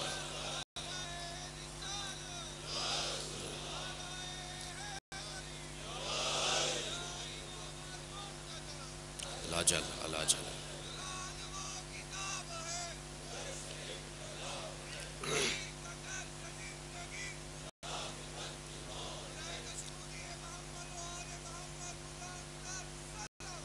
اللہم صلی علی محمد و علی محمد. لہذا قرآن مجید ایک لہجے کا محتاج. نبی لہجہ پڑھ کر قرآن پڑھ کر بتائیں گے تو معلوم ہوگا کہ اللہ کا لہجہ کیا ہے. اللہ کسے نبی کے قریب کرنا چاہتا ہے، کسے نبی سے دور کرنا چاہتا ہے۔ بھئی دیکھیے یہ لہجہ اگر نہ ہوتا تو ایک تذکرے کے درمیان آیے تطہیر آئی ہے۔ یہ لہجہ ہی بتائے گا کہ کہیں اور کچھ اور لہجہ ہے، اور کچھ بعد میں کچھ اور لہجہ ہے، اور درمیان میں کچھ اور لہجہ ہے۔ یہ قرآن مجید کا لہجہ بدلے گا تب معلوم ہوگا کہ تعریف ہو رہی ہے یا کوئی تنقید ہو رہی ہے۔ لہذا لہجے کا محتاج تھا، کہا کہ یتلو علیہم آیات، میرا پیغمبر تمہارے اوپر آیات الہی کی تلاوت کر کے بتائے گا۔ عزیزان گرامی، قرآن مجید معجزہ ہے اور نہج البلاغہ معجزہ ہے۔ ان دونوں کے اعجاز ہونے میں فرق اتنا ہے، ایک وحی ہے اور کلام الہی ہے، ایک تفسیر ہے اور کلام علوی ہے۔ لیکن معجزہ جسے کہا جاتا ہے کہ جس کے مقابل کوئی دلیل نہ لا سکے، جس کے مقابل کوئی خطبہ نہ لا سکے، ارے اتنے بڑے بڑے خطبے مولا کائنات کا کون جواب لائے گا؟ میں ایک اہل سنت کے عالم دین کا جملہ نقل کر رہا ہوں جو مصر کے عالم دین ہے، وہ فرماتے ہیں کہ علی کے خطبوں کا جواب کون لائے گا؟ علی کے ایک فقرے کا جواب کوئی نہیں لا سکتا۔ علی ابن ابی طالب کے جو 480 فقرات ہیں مولا کائنات کے کلمات قصار کے اندر، ان فقروں جیسا ایک فقرہ کوئی نہیں بنا سکتا، اور خطوط جیسا۔ مولا ایک جگہ مصروف ہیں اور چند اصحاب ہیں کہ جو گفتگو کر رہے ہیں۔ ان اصحاب میں ایک ہیں جناب ابو الاسود دغیلی، مولا کے شاگرد بھی ہیں اور ادیب بھی ہیں، اور پہلے علم نحو کے عالم ہیں۔ جی، علم نحو کے پہلے عالم دین اور مولا کے شاگرد گفتگو کر رہے ہیں کہ فلاں شاعر بڑا ہے اور فلاں شاعر بڑا ہے اور فلاں شاعر بڑا ہے، اور آپس میں بحث ہو رہی تھی کہ کون سا شاعر اور کون سا ادیب بڑا ہے، کہ ایک مرحلے پہ بہرحال مولا نے اپنے سر کو اٹھایا اور کہا تم سب غلط کہہ رہے ہو۔ یہ جو معیار تم نے بنائے ہیں کہ فلاں شاعر بڑا ہے اور تم نے کہا فلاں شاعر بڑا ہے، تم جس فلاں شاعر کا نام لے رہے ہو وہ جب گھوڑے پر بیٹھتا ہے تو اچھا شعر کہتا ہے، لیکن جب مسلح پر بیٹھتا ہے تو اسے شعر نہیں کہا جاتا۔ اور فلاں شاعر جس کا تم نے تذکرہ کیا ہے، اگر وہ غزل کہتا ہے تو اچھا کہتا ہے، لیکن اگر مرثیہ کہنے کو دے دیا جائے تو وہ مرثیہ اچھا نہیں کہہ پاتا۔ میرے مولا نے فرمایا فلاں شاعر جب سخاوت کا باب آتا ہے تو وہ اچھا کلام کہتا ہے، لیکن جب شجاعت کا باب آتا ہے تو اسے کلام کہنا ہی نہیں آتا۔ یہ تم کیسے طے کر رہے ہو کہ فلاں شاعر بڑا ہے یا فلاں شاعر بڑا ہے؟ یہ تم نے کیسے معیارات بنا لیے؟ شاعر وہ شاعر ہے جو ہر حال میں شعر کہہ کر دکھائے۔ بڑا شاعر وہ شاعر ہے، مولا کی گفتگو ہے، بڑا شاعر وہ ہے کہ جو ہر حال میں شعر کہہ کر دکھائے۔ بس اسی اثنا میں ایک آدمی نے اٹھ کر کہا کہ میرے نزدیک تو سب سے بڑا ادیب وہ ہوگا کہ جو مشکل ترین خطاب کرے۔ کا مشکل کا معیار کیا ہے؟ کہ سب سے زیادہ الفاظ میں جو لفظ استعمال ہوتا ہے وہ الف ہے۔ ہمارے سامنے ایسا کوئی ادیب دکھائی نہیں دیتا جو بغیر الف کے خطاب کرے، ایسا خطبہ ارشاد کرے کہ جس میں ایک دفعہ بھی لفظ حرف الف نہ آتا ہو۔ میرے مولا نے کہا تو نے آج کہا ہے، لے آج سن لے۔ میرے مولا نے ایک خطبہ اسی وقت فی البدیع خطاب فرمایا جس میں اللہ کی صفات کو بیان کیا، اور جس میں 980 الفاظ استعمال ہوئے مگر ایک مرتبہ بھی الف استعمال نہیں کیا۔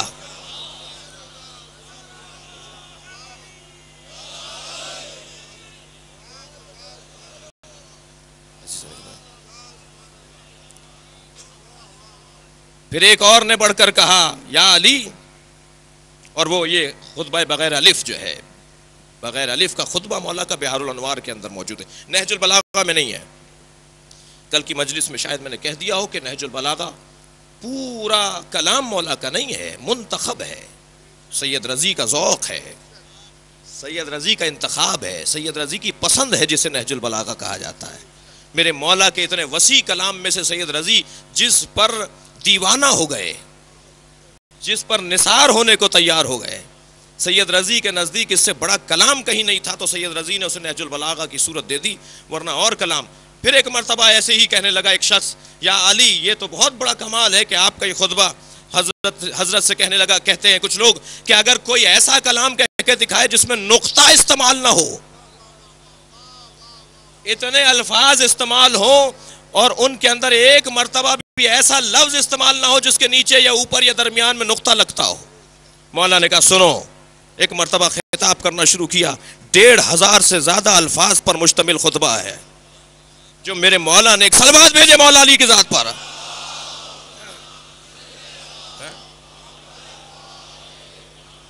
اور وہ خطبہ موجود ہے سفینۃ البحار کے اندر.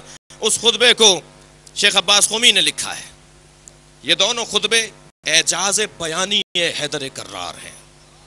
کسی میں دم ہے کہ ایسا آج اگر اس جیسا خطبہ یا اس جیسا خطبہ لکھنا چاہیں گے تو مدتوں لگیں گی الفاظ کا انتخاب کرنے میں کہ جو جملہ بھی سیدھا بنتا ہو, جو مفہوم بھی پورا نکلتا ہو, جس میں ادبیات بھی پائی جاتی ہو. ورنہ عزیزان گرامی قرآن مجید کے مقابل بھی لوگ سورہ بنا کر لے آئے تھے. کسی میں دم ہے تو نہج البلاغہ کے مقابل کو خطبہ لکھ کر دکھائے. ورنہ لکھنے والوں نے تو قرآن کے مقابل بھی سورہ لکھ ڈالا. قرآن مجید نے چیلنج کیا کہ اگر کوئی قرآن کا مقابلہ کرنا چاہتا ہے تو 10 سورے قرآن جیسے 10 سورے لکھ کے دکھا دے. پھر دیکھا یہ عاجز ہیں تو کہا چلو 10 نہیں تو 3 لکھ کے دکھاؤ. اللہ نے اور رعایت دے دی. جب 3 بھی نہیں لکھ سکے تو اللہ نے کہا 1 سورہ لکھ دو. جب 1 سورہ بھی نہیں لکھ سکے تو اللہ نے کہا کہ 1 آیت لکھ دو. 1 آیت بھی کوئی قرآن مجید کے مقابل نہیں لے کر آیا. تو پیغمبر کی رحلت کے بعد ایک شخص نے دعوی نبوت کیا, مسیلمہ کذاب.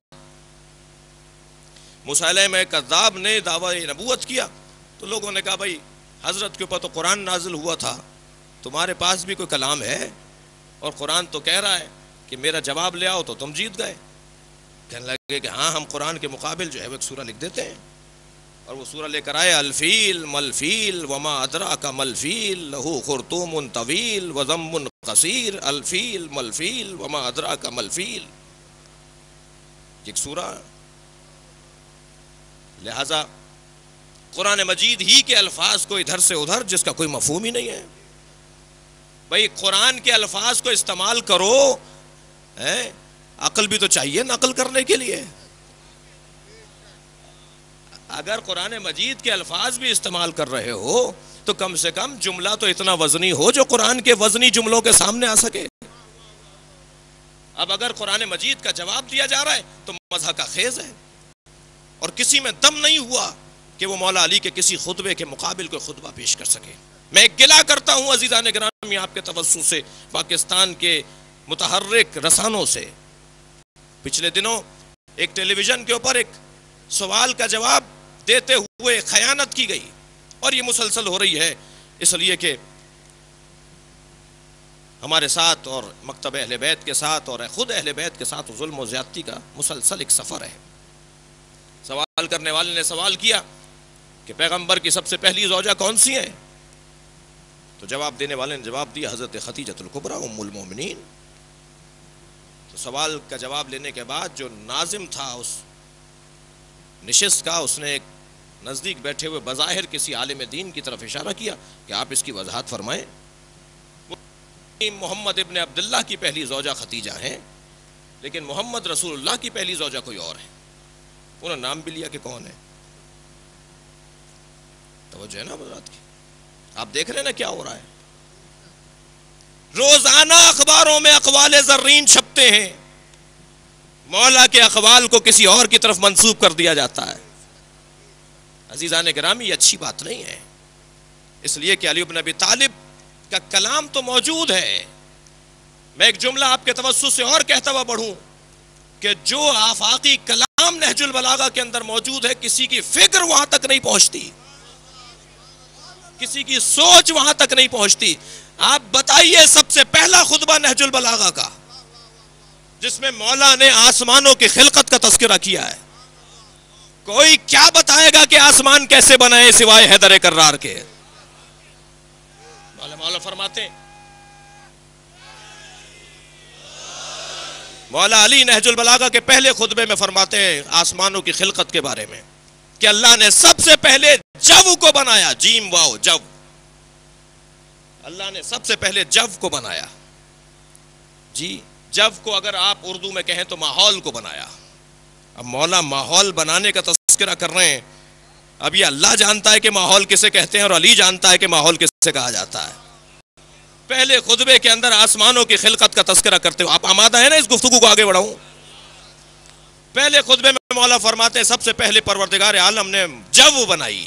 ماحول بنایا، اور جو بنانے کے بعد اللہ نے فضا کو اور ہوا کو خلق کیا، اور ہوا آسمانوں کی خلقت کا تذکرہ کر رہے ہیں. سب سے پہلی مخلوق تو پانی ہے، اس کا تذکرہ نہیں. آسمان کیسے بنائے اسے بنایا بیان کرتے ہوئے حضرت فرماتے ہیں اللہ نے سب سے پہلے جو بنائی، جو کے بعد اللہ نے ہوا کو خلق کیا، اور ہوا کو اس جو کے درمیان چھوڑ دیا.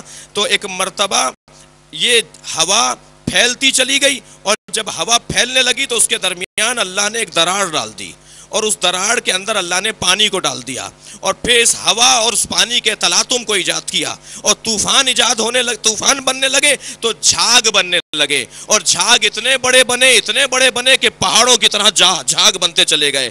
اور جب پہاڑوں کی قامت کے مطابق جھاگ بن گئے تو پھر اللہ نے ہوا کو واپس بلا لیا، اور جب ہوا واپس آ گئی تو ان کی تہ بننے لگی، اور جب تہ مضبوط ہو گئی تو انہی کو آسمان نام دے دیا.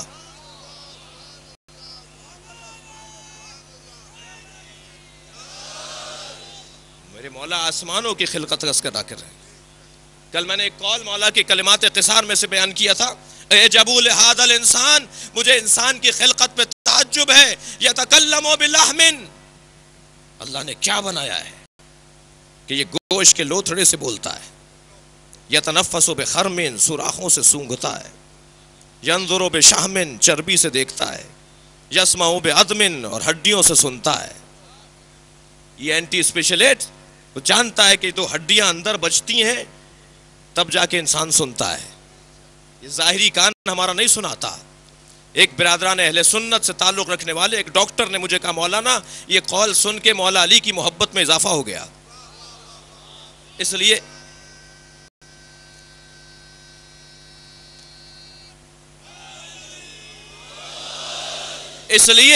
کہ یہ جملہ وہ کہہ رہے ہیں، اور جب کہہ رہے ہیں کہ جب اندر کا حال جاننے کے لیے کوئی آلہ نہیں بنا تھا. کیسے معلوم ہوا کہ اندر تو ہڈیاں بجتی ہیں تو ہم سنتے ہیں. اور پھر یہ جو چربی کا تذکرہ ہے کہ مولا فرما رہے چربی سے دیکھتا ہے. ہماری آنکھ میں ایک سفید چربی دکھائی دے رہی ہے، یہ نہیں ہے وہ جس کا تذکرہ علی کر رہے ہیں. اگر میرے مولا یہ ظاہری چربی جو سفید ہمیں دکھائی دے رہی ہے ایک کالی پتلی کے اطراف کے اندر، یہ چربی نہیں ہے جس کا علی تذکرہ کر رہے ہیں. اس لیے کہ اگر اس کا تذکرہ ہوا تو پھر یہ راز کی بات کیا بتائی بھائی؟ اندر کی بات کہاں بتائی؟ یہ تو ہم سب کو دکھائی دے رہا ہے کہ چربی سے دیکھ رہا ہے. میرے مولا نے فرمایا انسان چربی سے دیکھتا ہے. جو آنکھوں کے ڈاکٹر ہیں وہ توجہ کریں کہ یہ جو ہماری آنکھ کے اندر چربی کے درمیان ایک کالی پتلی ہے، اس کالی پتلی کے درمیان ایک ڈاٹ، ایک نشان، ایک دھبا ہے، ایک بہت ہی معمولی سا نقطہ ہے. اس نقطے کے پیچھے اتنا ہی بڑا ایک چربی کا نقطہ ہے. اور جب انسان اس نقطے سے دیکھتا ہے تو وہ چربی ہے جو تصویر بناتی ہے. میرے مولا فرما رہے انسان چربی سے دیکھتا ہے. اسی وجہ سے تو ایک عیسائی نہج البلاغہ کے مفسر نے کہا کہ میں علی کے ان اقوال کو دیکھنے کے بعد اس نتیجے پر پہنچا ہوں یہ ساری دنیا یا علی نے بنائی ہے یا علی کے سامنے بنی ہے.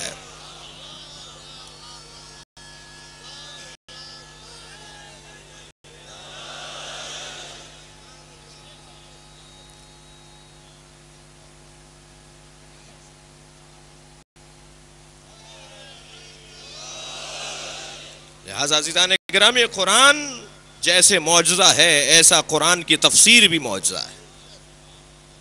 اور یہی نائل مرصفی جو عیسائی شارح نہج البلاغہ ہیں وہ کہتے ہیں کہ اگر علی کی نہج البلاغہ نہ ہوتی تو کیسے ثابت ہوتا کہ کوئی مفسر قرآن ہے. اس لیے کہ پیغمبر اکرم کی جتنی احادیث ہیں وہ احادیث صرف قرآن کی تفسیر کے عنوان سے نہیں ہیں. میں سرکار کی نالین پاک سے لگی ہوئی خاک کے ذرات پر قربان، اور سرکار سے محبت اور عقیدت اور مودت کرنے والوں پر قربان. لیکن 23 برس کی پیغمبرانہ زندگی، 13 برس مکے میں گزرے، 10 برس مدینے میں گزرے، اور 10 برس کی مدنی زندگی میں 80 جنگوں میں مصروف رہے. تبھی تو فرمایا کہ میں اور علی اس امت کے 2 باپ ہیں. انا و علی ابوا ہذہ الامہ، میں اور علی اس امت کے 2 باپ ہیں. کیوں فرما دیا کہ میں اور علی اس امت کے 2 باپ ہیں؟ اس لیے کہ باپ کا کام ہے تربیت کرنا. جب تک باپ تربیت مکمل نہ کر لے باپ کی ذمہ داریاں مکمل نہیں ہوتی. میں 23 برس کی زندگی میں جو پیغام چھوڑنے تھے ان کا کچھ حصہ علی کے حوالے کر رہا ہوں, اور لوگ الجھن کا شکار نہ رہیں, لہٰذا میں نے کہہ دیا جیسے میں تمہارا باپ ہوں ایسے علی تمہارا باپ ہے. اور علی بن ابی طالب کو اپنے باپ کے طور پر تصور کرنا, اور فرمایا یا علی انا اقاتل علی التنزیل وانت تقاتل علی التاویل. یا علی میں تنزیل کی بنیاد پر جنگ لڑ رہا ہوں اور تم تاویل کی بنیاد پر جنگ لڑو گے. ہمیں تاویل کی بنیاد پر بھی دشمنوں کا چہرہ دکھانا تھا, تنزیل کی بنیاد پر بھی دشمنوں کا چہرہ دکھانا تھا. پیغمبر کے دو دشمن تھے, ایک کو کافر کہتے ہیں, ایک کو منافق کہتے ہیں. پیغمبر نے کافروں سے تو جنگ لڑ کر دکھائی, منافقوں سے جنگ لڑ کر نہیں دکھائی. کہ علی میں بھی اس امت کا باپ ہوں, تم بھی اس امت کے باپ ہو. میں کھلے کافروں سے لڑوں گا, تم چھپے کافروں سے لڑو گے.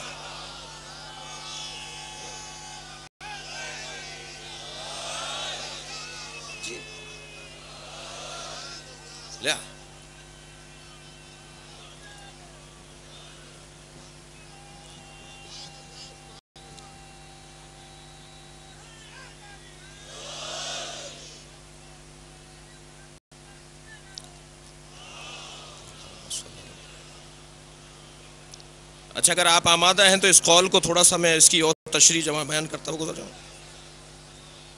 معمولاً یہ نہیں کہا جاتا کہ تمہارے دو باپ, انا و علی ابا وہذہ الامہ, میں اور علی اس امت کے دو باپ ہیں. دو باپ اس لیے کہ باپ کی ذمہ داری 23 برس میں مکمل نہیں ہوئی. دشمنوں نے الجھائے رکھا, اللہ کے منصوبے کا حصہ تھا کہ یا رسول اللہ, اے اللہ کے رسول, تم اپنے بعد علی کو چھوڑ کر جاؤ تاکہ وہ امت کی سرپرستی کریں. اور معمولاً عزیزان گرامی,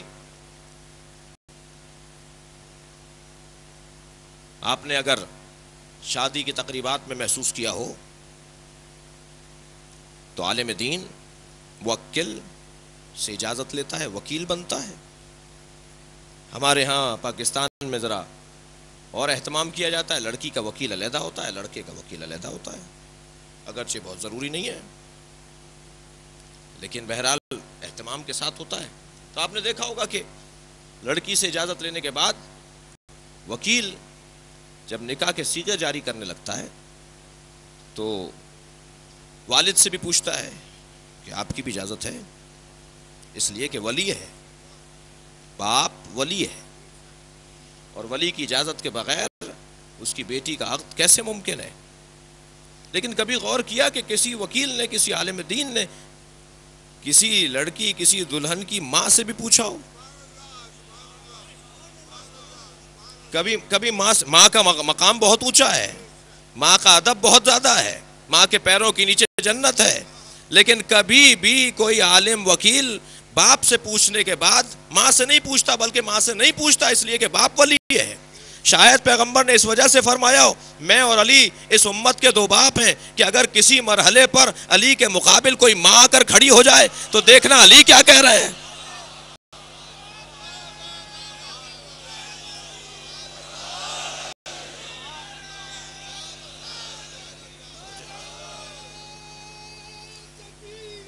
اللہ اکبر یا رسول اللہ. تو اب یہاں جو پیغمبر فرما رہے ہیں کہ میں اور علی اس امت کے دو باپ ہیں, اس وجہ سے نہج البلاغہ گویا وہی مقام رکھتی ہے کہ جو ایک مفسر اولی اور پہلے مفسر کا مقام ہو. پیغمبر نے فرمایا. اچھا, ہم پر بہت ساری باتوں کا الزام اور تہمتیں ہیں. ہمیں نا سمجھ توحید نا شناس لوگوں نے ہماری توحید پر تبصرے بھی کیے ہیں, مگر مجھے کسی سے کوئی نہ غرض ہے, نہ کوئی لالچ ہے, نہ کوئی سمجھانے کا مطلب ہے. مجھے تو ان جوانوں اور ان بچوں کو اس سمت پر لے کر جانا ہے جو اہل بیت کی سمت ہے. اب میں کہاں سے وہ خطبہ مولا کا نہج البلاغہ سے نکال دوں کہ جسے تجھے پڑھنے کے بعد کوئی اعتراض ہوگا. میں تیرے اعتراض پر نہیں جاؤں گا, میں تو مولا کے کلام کو آگے بڑھاؤں گا. لہذا مولا نہج البلاغہ کے 91 خطبے کے اندر فرماتے ہیں، اللہ اکبر، میرے مولا فرماتے ہیں انی ارا نور الوحی والرسالہ. آمادہ ہیں سننے کو آپ؟ اب یہ کیسے طے ہوگا کہ قرآن مجید کا صحیح مفسر کون ہے پیغمبر کے بعد؟ پیغمبر کے علاوہ، پیغمبر کے بعد قرآن مجید کی تفسیر کس سے لی جائے؟ کون بتائے گا کہ اللہ کا کلام کیا کہہ رہا ہے؟ کون تفسیر قرآن کرنے کا حق رکھتا ہے؟ لہذا مولا فرماتے اپنے خطبے میں، اور نہج البلاغہ کے اندر خطبہ ہے، انی ارا نور الوحی والرسالہ، میں نور وحی کو بھی دیکھ رہا تھا، میں نور رسالت کو بھی دیکھ رہا تھا. جب پیغمبر پر وحی نازل ہوتی تھی تو ایک نور اترتا تھا، کسی کی آنکھوں میں وہ بینائی نہیں ہے جو اس نور وحی کو دیکھ سکے سوائے علی بن ابی طالب کی ذات کے. جب وحی نازل ہوئی تو میں نے شیطان کے رونے کی آواز سنی، تو میں نے سرکار سے کہا یا رسول اللہ ما ہذہ رنہ، یہ آواز کیسی ہے؟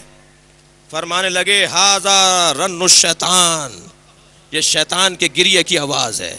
اور جب نبی نے یہ دیکھ لیا کہ میں نور وحی کو بھی دیکھتا ہوں، نور رسالت کو بھی دیکھتا ہوں، میں ریح نبوت کو بھی سونگھتا ہوں، مجھے نبوت کی خوشبو بھی آتی ہے. توجہ چاہ رہا ہوں عزیزان گرامی، تو پیغمبر اکرم نے نہج البلاغہ ہے، یہ اگر کہیں اور سے دیتا تو شاید کوئی یہ کہتا کہ یہ کیا ہو رہا ہے. عزیزان گرامی، نہج البلاغہ میں مولا فرماتے ہیں کہ جب میں نے یہ کہہ دیا کہ میں نے شیطان کی آواز بھی سن لی اور پیغمبر نے مجھے تصدیق بھی کر دی کہ ہاں یہ شیطان کے رونے کی آواز ہے، تو پیغمبر نے ارشاد فرمایا، اب یہ پیغمبر کی سند ہے، مقام علوی کو بیان کر رہے ہیں پیغمبر، فرماتے ہیں یا علی انت ترا ما ارا، تم وہی دیکھتے ہو جو میں دیکھتا ہوں، وَتَسْمَعُ مَا أَسْمَعُ،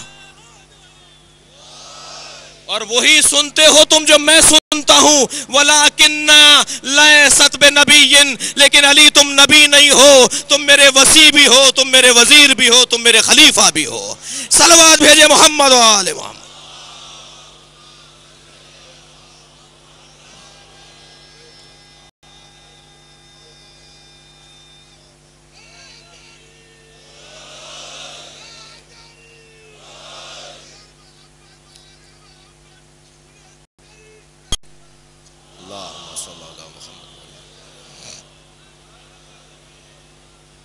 لہذا یہ قرآن کی تفسیر ہے جسے نہج البلاغہ کہا جاتا ہے. مولا بتائیں گے کہ اللہ کا کلام، مولا بتائیں گے کہ اللہ کا کلام کیا مفہوم اور تفسیر رکھتا ہے.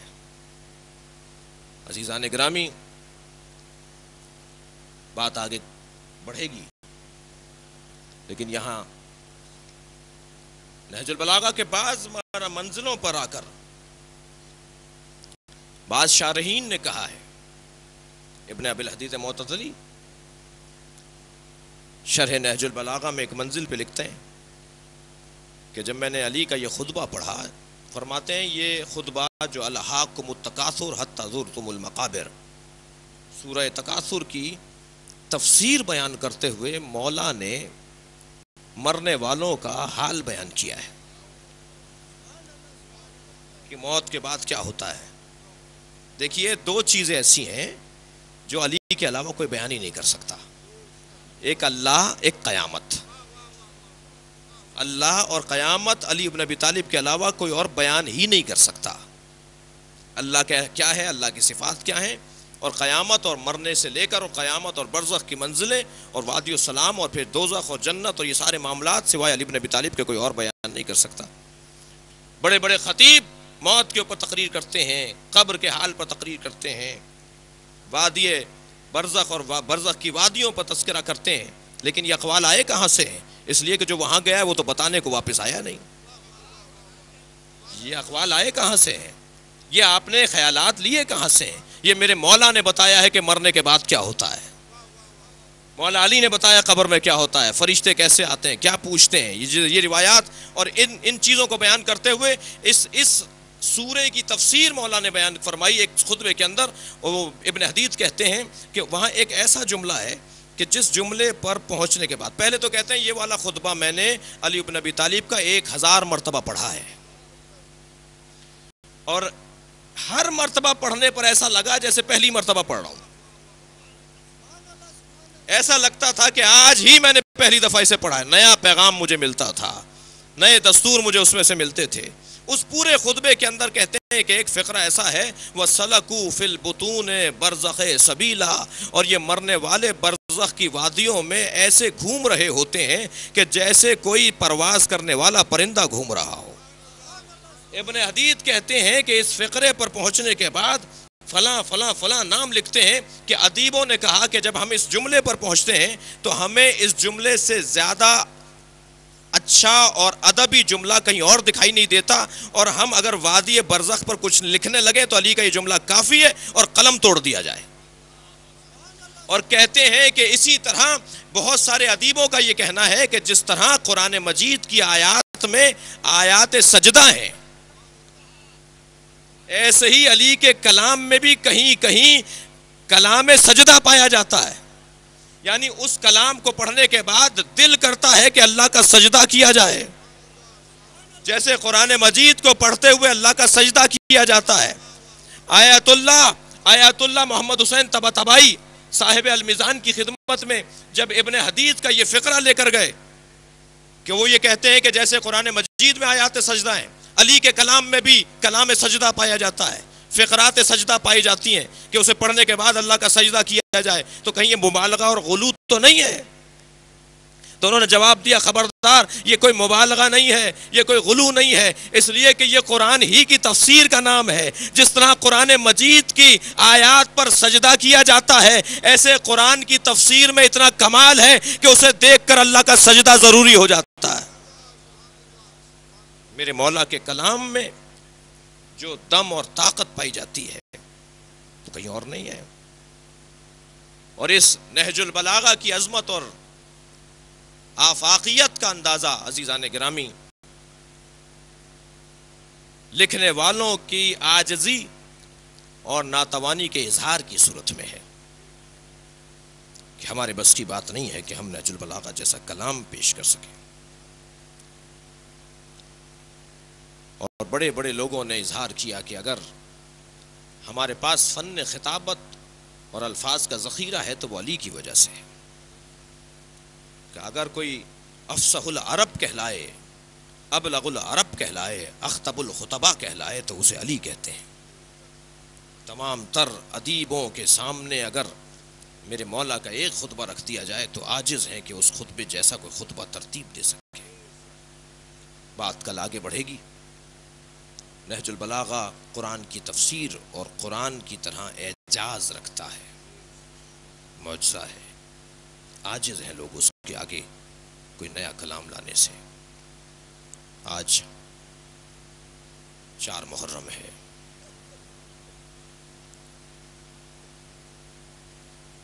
تاریخ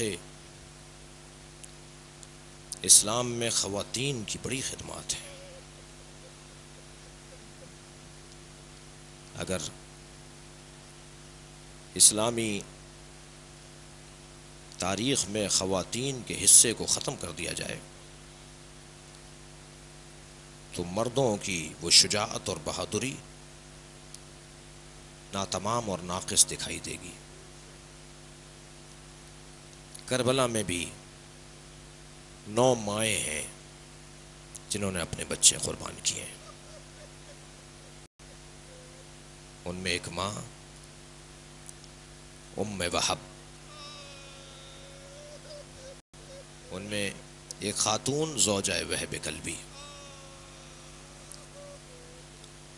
جب جناب وہب کلبی امام کی خدمت میں آئے تو امام نے یہ کہہ کے لوٹا دیا تھا، وہب کلبی تمہاری ماں بیوہ ہے، تم اپنی بیوہ ماں کا سہارا ہو، واپس چلے جاؤ۔ اور وہب کلبی ادباً واپس چلے گئے، لیکن کچھ دیر کے بعد ایک برقعے میں ملبوس بی بی امام کے سامنے آ کے کھڑی ہو گئی اور کہنے لگی کہ میں ام وہب ہوں، مجھے فاطمہ زہرا کو منہ دکھانا ہے، میرے وہب کلبی کو اجازت دیجئے کہ وہ آپ پہ قربانی پیش کرے۔ امام نے وہب کلبی کو اجازت دی، لیکن ابھی وہب کلبی جاننا چاہتے ہیں کہ ایک اور عورت سامنے آ گئی جو زوجہ وہب ہے۔ کہنے لگی مولا ہماری چند دن پہلے شادی ہوئی ہے، اور یہ جا رہے ہیں جام شہادت نوش کرنے کے لیے، اور میں دل سے انہیں روانہ کر رہی ہوں، مگر دو باتیں میں آپ کے سامنے ان سے کرنا چاہتی ہوں۔ پہلی بات تو یہ کہ آپ ان سے کہیں کہ میرے بغیر جنت میں نہ جائیں۔ امام نے فرمایا اے زوجہ وہب، اس کا وعدہ حسین کرتا ہے، تمہارا شوہر تمہارے بغیر جنت میں نہیں جائے گا۔ کہ دوسری بات میں ان سے یہ کرنا چاہتی ہوں کہ جب یہ شہید ہو جائیں تو مجھے اجازت ہو کہ میں زینب کے خیمے میں چلی جاؤں۔ امام نے فرمایا کیوں یہ مطالبہ کرتی ہو اپنے شوہر سے؟ کہنے لگی اس لیے کہ میں نے بڑی بڑی جنگوں کا حال سنا ہے، جب مرد مار دیے جاتے ہیں تو عورتوں کو اسیر بنا لیا جاتا ہے۔ میں بی بی زینب کے خیمے میں اس لیے جانا چاہتی ہوں تاکہ میرا پردہ محفوظ رہ جائے۔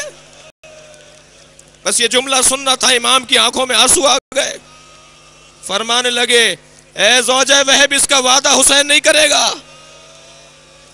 اگر زوجہ وہب شام غریبہ سے پہلے موجود ہوتی، عصر عاشور میں موجود ہوتی، یہ واحد خاتون ہے جو کربلا میں شہید ہوئی ہے،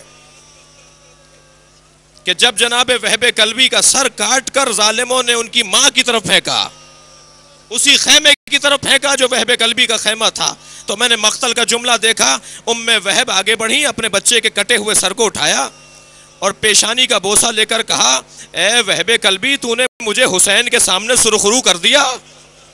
یہ کہہ کر اپنے بچے کا سر پھر میدان کربلا کی طرف پھینک دیا، میں نے اپنے بچے کو حسین پہ صدقہ کر دیا۔ اور جب وہب کلبی کے لاشیں پر ان کی زوجہ پہنچی ہیں تو شمر نے آواز دے کر کہا کہ اس کے سر پر گرز مارو، اور اپنے شوہر کے برابر میں جام شہادت نوش کیا وہب کلبی کی زوجہ نے۔ عجب نہیں جو امام نے وعدہ کیا تھا تیرے بغیر جنت میں نہیں جائے گا، وہ وعدہ پورا ہوا۔ عزادارو آپ نے گریہ کر لیا۔ میں ایک اور خاتون کی خدمت کو بیان کر کے آپ کو ایک منزل مصائب پر اور لے کر چلوں، اور وہ خاتون ہے حبیب ابن مظاہر کی زوجہ۔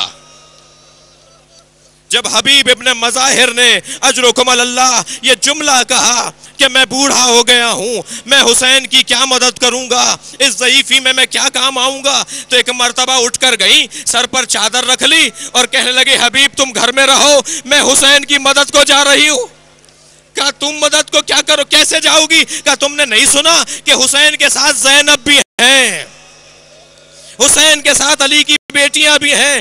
ہاں عزادارو، حبیب ابن مظاہر روانہ ہوئے کربلا کی طرف، اور جیسے ہی کربلا کے میدان میں قدم رکھا، امام حسین نے آواز دی عباس، علی اکبر آؤ، میرا بچپن کا دوست آ رہا ہے، میرا حبیب آ گیا۔ تکبیروں کی آوازوں سے حبیب کا استقبال کیا، امام نے حبیب کو گلے سے لگایا، حبیب ابن مظاہر کو خیمے کے قریب لے کر آئے، فضا قریب آئی، کہا اے مولا حسین، زینب نے حبیب کو سلام بھیجا۔ حبیب نے سر سے امامہ اتار لیا، کہاں غلام، کہاں علی کی بیٹیاں جو ہمیں سلام بھیجیں۔ اجرکم اللہ، بس ایک منزل مصائب اور عزادارو، آپ نے گریہ کر لیا، رونے کے دن ہے، آج 4 محرم ہے، گریہ اور پرسے کے ایام ہیں۔ حبیب ابن مظاہر نے مولا سے اجازت مانگی، پہنچے ہیں میدان کربلا میں، اپنی قربانی کو پیش کیا۔ ایک ایسا مرحلہ آیا، حبیب گھوڑے سے زمین پر گرے، امام حبیب کے لاشے پر پہنچے، مرثیہ پڑھنے لگے، اے اللہ گواہ رہی ہوگا، رہیے، اے اللہ گواہ رہے، یہ حبیب وہ ہے جس نے ایک رات میں قرآن ختم کیا، اے اللہ یہ حافظ قرآن تھا، اے اللہ یہ میرا چاہنے والا تھا۔ حبیب کا لاشا حسین کیسے اٹھا کر لے کر آئے، لیکن عزادارو ایک منزل مصائب یہ تھا کہ جب یہ لٹا ہوا قافلہ کوفے کے بازار سے گزرنے لگا تو قاسم ابن حبیب، حبیب ابن مظاہر کا بیٹا جو کوفے میں رہ گیا تھا، وہ کوفے کے اندر آ گیا اور بازار میں کھڑے ہوئے ایک نیزہ بردار ظالم سے مخاطب ہوا جس کے ہاتھ میں سر حبیب ابن مظاہر تھا، نیزہ تھا، نیزے کی انہی پر حبیب کا سر تھا۔ آگے بڑھ کر قاسم ابن حبیب نے کہا اے خولی، یہ جو سر ہے میرے بابا حبیب کا ہے، یہ سر مجھے دے دے تاکہ میں اپنے بابا کا سر دفنا دوں۔ تو خولی نے جواب دیا مجھے شام میں انعام ملے گا، مجھے دربار شام سے انعام ملے گا، کہ جو تو انعام چاہتا ہے وہ میں دینے کو تیار ہوں، لیکن حبیب کے بیٹے نے اگر انعام بھی دینا چاہا تو خولی نے لینے سے انکار کر دیا۔ یہ قافلہ آگے بڑھا عزادارو، جیسے ہی خرابے سے قافلہ گزرنے لگا، قاسم نے اپنے چند دوستوں کے ہمراہ خولی پر حملہ کیا، اپنے بابا کے سر کو لینے میں کامیاب ہوا۔ امام سجاد کے سامنے سے یہ کہتا ہوا گیا، جس کا جوان بیٹا موجود ہو اس کے باپ کے سر کو نوکے نیزہ پر نہیں اٹھایا جاتا۔ امام کا حال متغیر ہو گیا، اپنے بابا کے سر کو دیکھا، بابا یہ سچ کہتا ہے مگر آپ کا بچہ مجبور ہے، ہاتھوں میں ہتھکڑیاں۔ اللہ لعنت اللہ علی قوم الظالمین۔ فَسَيَعْلَمُ الَّذِينَ ظَلَمُوا أَيَّ مُنقَلَبٍ يَنقَلِبُونَ۔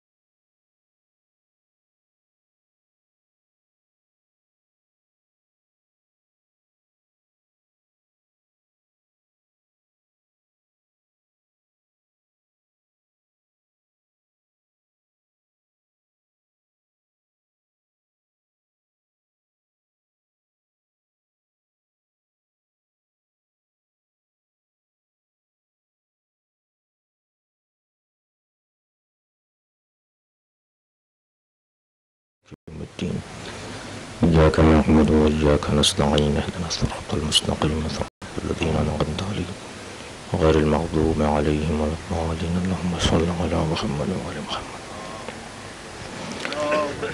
أعوذ بالله من الشيطان الرجيم بسم الله الرحمن الرحيم. الحمد لله الذي خطه القائلين ولا يحصي نعماءه العدون ولا يغدي حقه المجتهدون الذي ليس لصفته حد محدود ولا نعت موجود ولا وقت معدود ولا أجل ممدود فطر الخلائق بقدرته ونشر الرياح برحمته.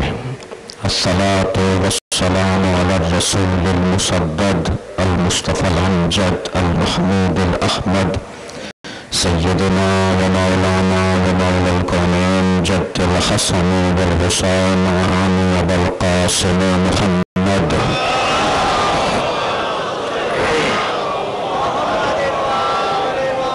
وآله الطيبين الطاهرين المعصومين الذين قال الله إنما يريد الله ليذهب عنكم الرجس أهل البيت ويطهركم تطهيرا.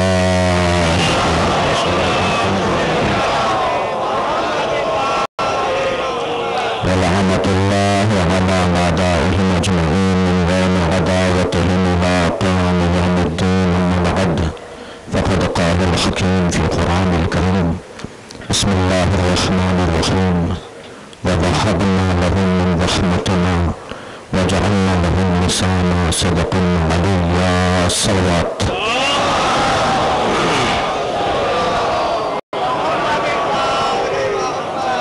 سورہ مریم کی آیت کریمہ، سلسلہ مجالس کی آج یہ دوسری مجلس.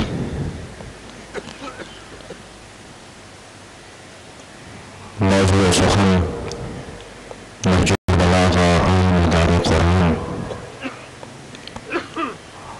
ہم ایک بہت بڑی میراث، ایک بہت بڑا سرمایہ رکھتے ہیں جسے نہج البلاغہ کہا جاتا ہے.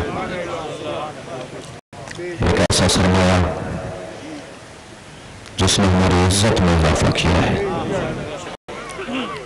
اس لیے کہ ہمارا تعلق اس اللہ کی سچی زبان سے ہے جسے علی کہا جاتا ہے.